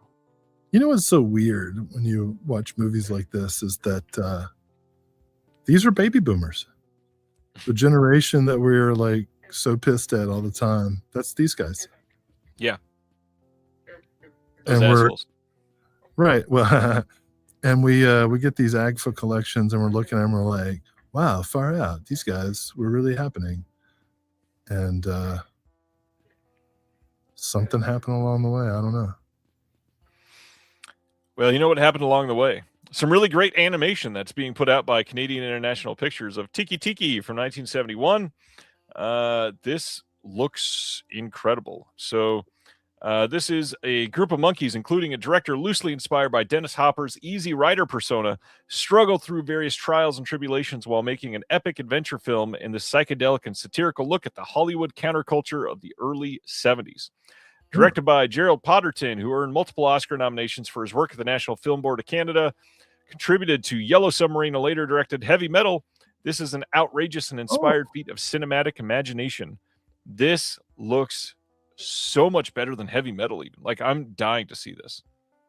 Well, fewer teats, it appears, but... Newly scanned and restored in 4K from the original 35mm A and B negatives by CIP. New commentary featuring Paul Karup and Jason Bachonsky. New interview with the producer Murray Shostak. New interview with the animator Paul Dreesen. Fantasia Q&A from 2024.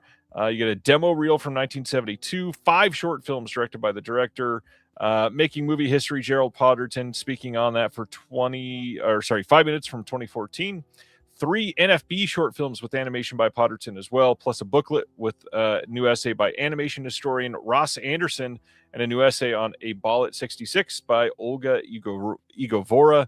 Yeah, this sounds great. Yeah. Like most Canadian International Pictures, this is automatic. Maybe even more so. Yeah, especially with the Heavy Metal mention, this was very, very good looking. Mm. Then we've got Touch Me, this being released by Yellow Veil Pictures. This is a 2025 film, and this is one of the ones that certainly made me stop this week and question some of the cover art.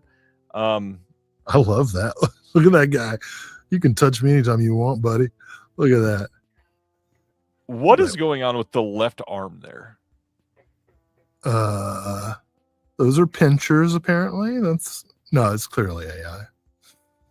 I mean, I won't say clearly because they have an artist attributed to it, but my goodness, like the face there.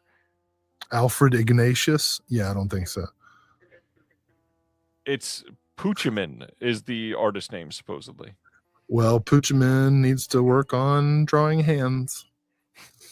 Well, he did the hand below it. So what is, like, I don't even understand what's going on here. Oh, wait.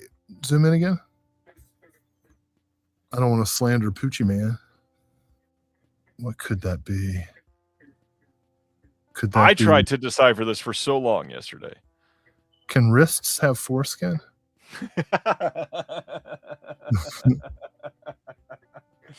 Oh, I found the carpal tunnel. Nice. So yeah, this movie's supposed to be pretty great. Touch Me is supposed to be fantastic. This is fairly new. It's got Olivia Taylor-Dudley in it, Lou Taylor Puccio as well. Conversation between the director and the producers, Justin Benson and Aaron Moorhead, which is the second Benson and Moorhead produced title we've talked about just this week. Wait, Commentary with the what? This thing has a tentacle hand. Maybe that guy's got a tentacle hand that's starting up. Uh-oh, you didn't censor that buttock. You're in trouble. Nope. I did not even see it. So hopefully YouTube doesn't. YouTube. We got multiple. Please don't report this. Multiple interviews on here. Booklet with an essay by BJ Colangelo. Yeah, this movie supposedly pretty great. I need to see it. I think it's a tentacle. Terry pointing out that guy is a 3-pack.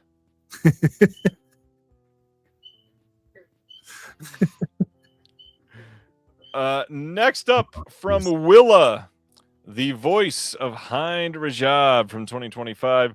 This was a very well talked about film. This is January 29, 2024. Red Crescent volunteers receive an emergency call. A 5-year-old girl is trapped in a car under fire in Gaza, pleading for rescue. While trying to keep her on the line, they do everything they can to get an ambulance to her. Her name was Hind Rajab.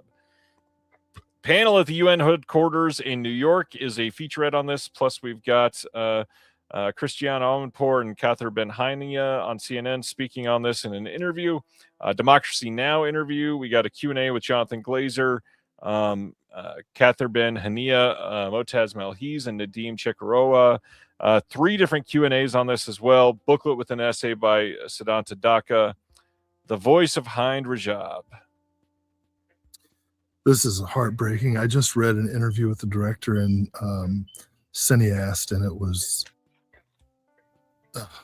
devastating. So these are the actual volunteers and the actual phone recording of a 5-year-old girl whose family are killed as they're trying to escape some bombings in Gaza.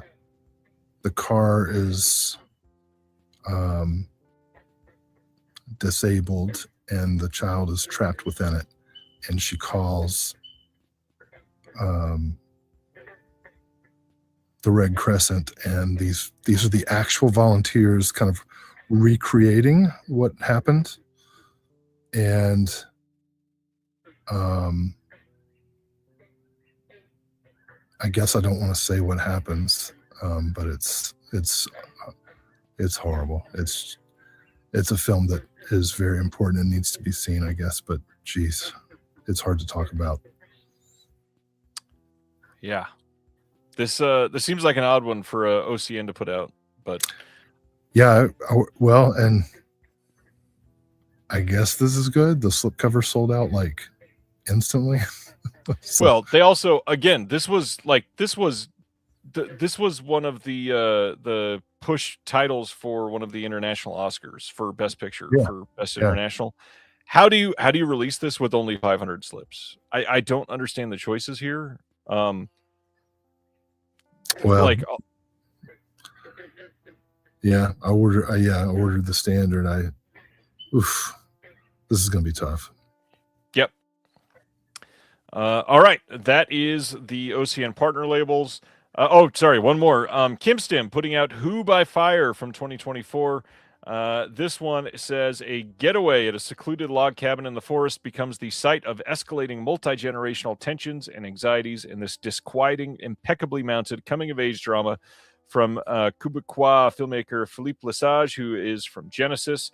Ostensibly a merry reunion between well-known film director Blake Cadieux and his longtime friend and former collaborator Albert Gary, the vacation gradually becomes something far more complex and less stable, especially with the combustible admixture of Albert's teen son's best friend Jeff and Albert's self-asserting daughter Alioka, featuring longtime Krzysztof Kieslowski muse Irene Jacob. We've got an interview with the filmmaker on here as well, theatrical trailer, 16-page booklet with an essay by writer and historian Beatrice Loyoza. This sounds pretty great. It does. I feel like I'm kind of in that movie right now, though. In the forest, huh? Okay, now that's all of the OCN partner labels. I'm literally carving a cemetery out of the earth for my friend to reside in. It is subscriber week for the second half of 2026 for Vinegar Syndrome, which means this is the only week that you can subscribe to the rest of the year. The werewolf is coming. If you want to be a subscriber for all of the mainline VS titles, your time is now. They have announced some titles that are coming up on top of what we got revealed this week already. So in August, they are offering a threesome of unholy delights, including the 4K debut of a Bloody Summer-specific treat, the next installment of Fulci Presents on 4K, and the 4K debut of an inhuman paranoid thriller about another type of tasty treat, at least for some. September, we'll have the next Fulci Presents on 4K, in addition to the 4K debut of an early 80s horror classic, the disc and English-friendly premiere of our particularly fiendish and beautiful Hong Kong horror anthology, and finally, the 4K UHD premiere of a long-out-of-print slasher classic, stunningly restored in both of its cuts and offered with an assortment of extras. Then in October, the all-horror focus will intensify as a rare hammer murder thriller comes to Blu-ray. A 90s gore fest makes its disc debut in a terrifying trio of Shaw Brothers 70s horror hits, Blu-ray and Shaw Scares Volume 2. And Pupi Avati's gothic horror masterpiece, The Arcane Sorcerer, comes to 4K and Blu-ray stunningly restored. And then finally, in November, we will offer a lineup with 4 ferocious favorites, including the 4K debut of an unsettling 80s masterpiece of psychological horror, 4K debut of a notorious 90s classic from a genre luminary, and a set of shocking surprise titles you definitely won't want to miss. So if you want discounts on all the partner labels and other side labels and such, this is the way to sign up for the subscription for the rest of the year. Over on Melusine, which if you are a subscriber, you get discounts there as well. They're offering their next Blu-ray from their VCX line, which is Surrender in Paradise from 1984, and we get to see a little more censorship. Yay! This one is going to be region-free. Got a 4K scan and restoration from the original negative, the original trailer, 11x17 double-sided replica one sheet, and subtitles, and that is it. I did just notice that is a nipple. I didn't even see that the first time. Go to the other side. The other. I'm just picturing some like kid who insisted on being an art major in college, and his dad is like, "You need to get something practical, learn a trade." And he's like, "See, Dad, I got my first professional gig." And it's this. The VC, I don't really follow the Melusine side of things as much. But what's the deal with VSX? Because they're putting out all these like classic titles with zero extras, and like the whole point of them to me is when they have some, historical commentaries and whatnot. That's like the big value. And this movie's an actual good movie. I remember seeing this one back in the day. Lois Ayers, Ginger Lemming, these are real. Jerry Butler, these are all real actors who, these are like the Boogie Nights characters, And I'd really be interested. Like they actually shot this, on some island. I'd like to know the story behind it, but there's nothing. What's the deal with the VSX?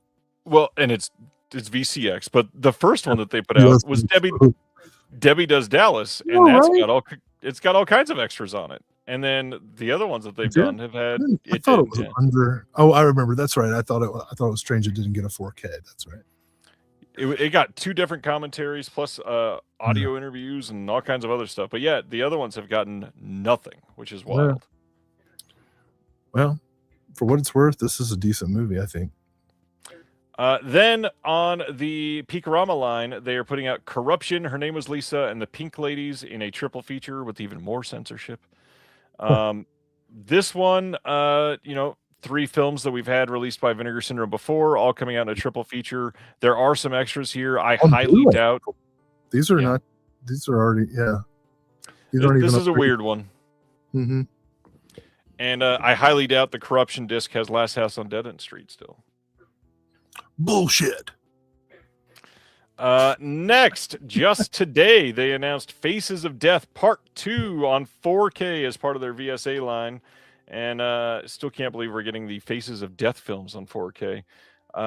This is going to have no extras. Alternate 78-minute US video version of Faces of Death 2. Never before seen deleted scene from Faces of Death 2. Footage from the assassination attempt on Ronald Reagan, which was included in some home video releases of Faces of Death 2. And a trailer, but no extras whatsoever on this. Kind of wild. Like the original releases of Faces of Death, diminishing returns. Yeah, totally get that. All right, that means we are down to just a few things left. Let's talk about Wes Craven. After I misclick, Wes Craven, his film Swamp Thing, getting a website exclusive from MVD. It is a 4K and Blu-ray steelbook. I don't know why MVD is leaning so heavily into steelbooks right now, but they sure are. Well, so it won't deteriorate. Nah. It might rust. It might rust. They do. They absolutely do. What is extra weird about this is this back art here. You recognize anything about that, Will?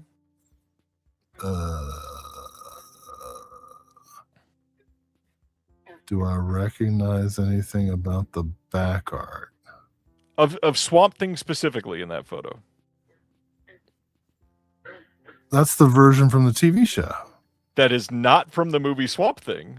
This is from the TV show, and it's on the official back art from this.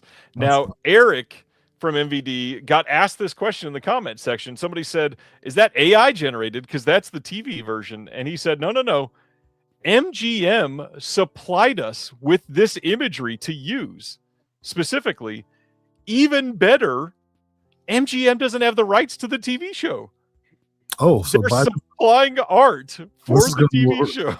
This is going to be worth some money when they get the Jaws 5 slipcase route. Theoretically, they should kind of probably be sued for this. I was kind of hoping that the TV show was included as an extra, but no. Okay, so it's just a fuck up. It's just a fuck up, and MGM had them put this on the back. But yeah, nothing new except a steelbook for this.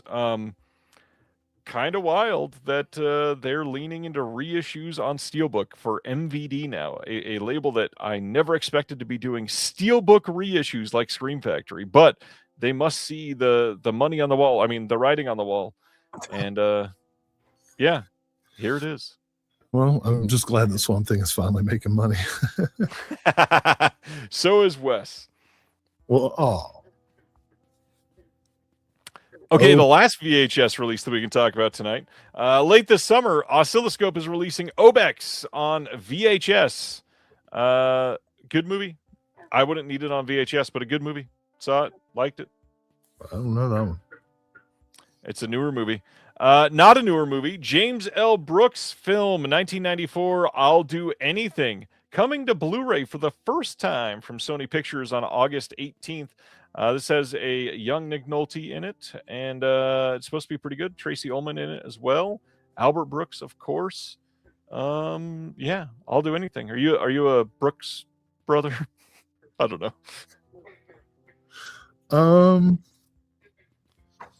Trying to think if I've seen any James L. Brooks films other than As Good as It Gets. I mean, that's a good movie. Nah. All right, finally this week, Via Vision in Australia releasing Ginger Snaps Trilogy. The first one on 4K, the second and third one on Blu-ray only. This is coming with a lenticular hard case and a poster, and it's individually numbered. But there's nothing new. No new extras on this. This has all basically been done before.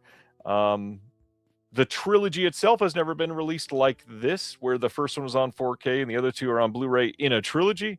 Well, that's not super necessary. They've all been released as a trilogy before. The first one's been released on 4K in the US from Vestron.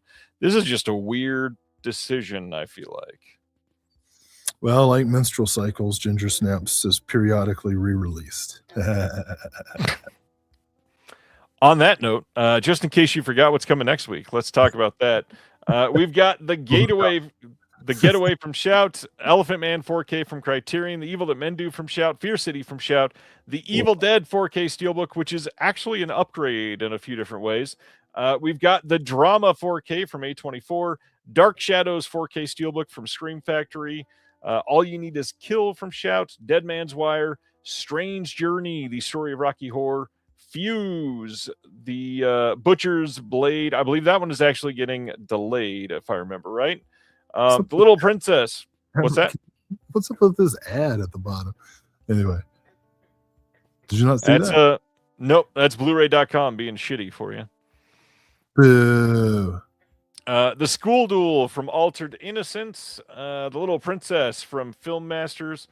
What was that Walmart ad there? Okay, I finally saw it. Not a lot coming out next week. Stone Cold has already been out, I believe. That's the Canadian release of that one. But yeah, that is. There's some good stuff there. I just while I was at FrankenCon, I met a couple of guys who worked on Dead Man's Wire, so now I kind of want to see it. It's a decent movie, actually.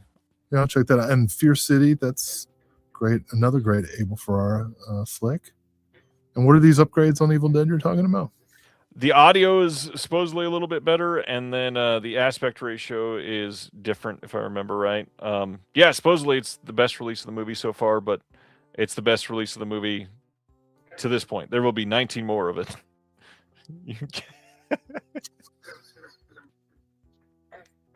You must be real tired. Well, I've been up since 5:30 working in the hot sun. Like, this is crazy.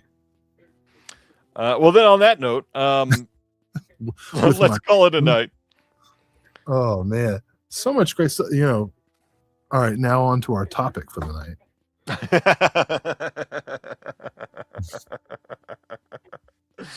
Oh, yeah. I can't do that the first of every month, especially this week. This would be an off week for it. I'm like barely holding it together as is.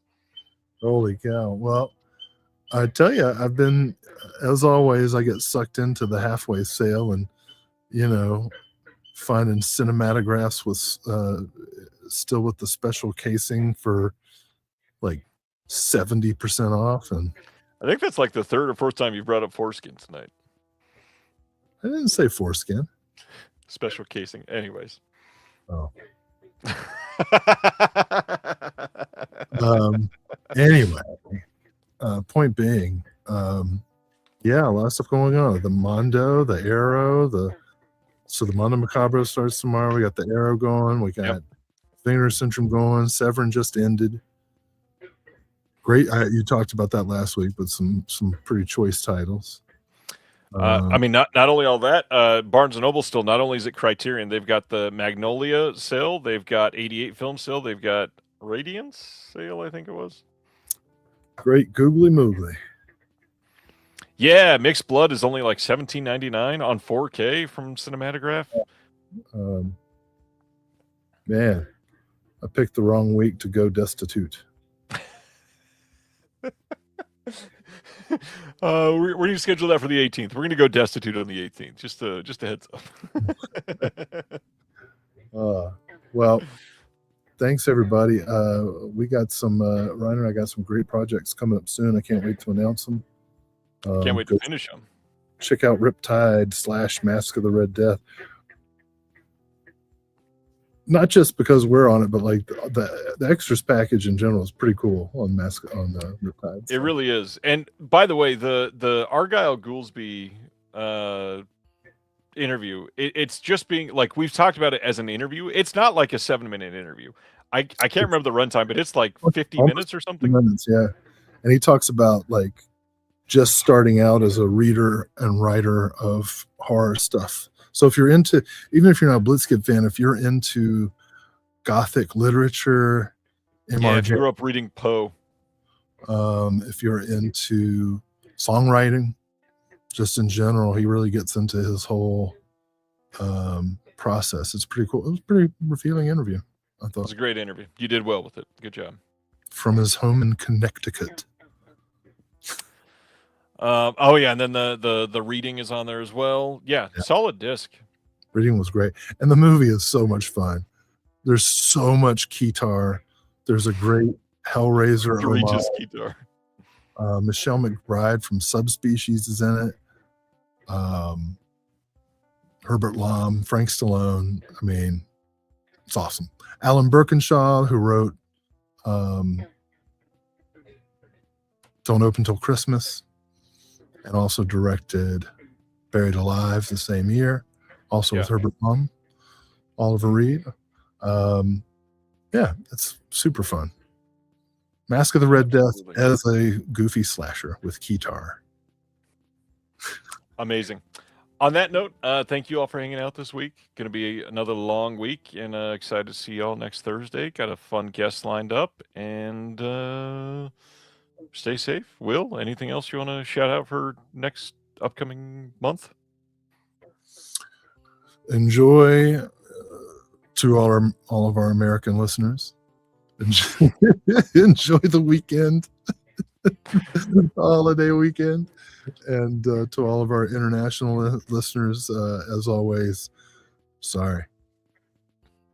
Thank you for watching The Disconnected. On the way out, make sure that you are subscribed to the channel, that you've liked the video, and that you've copied the link to be able to share it with someone else that may appreciate this.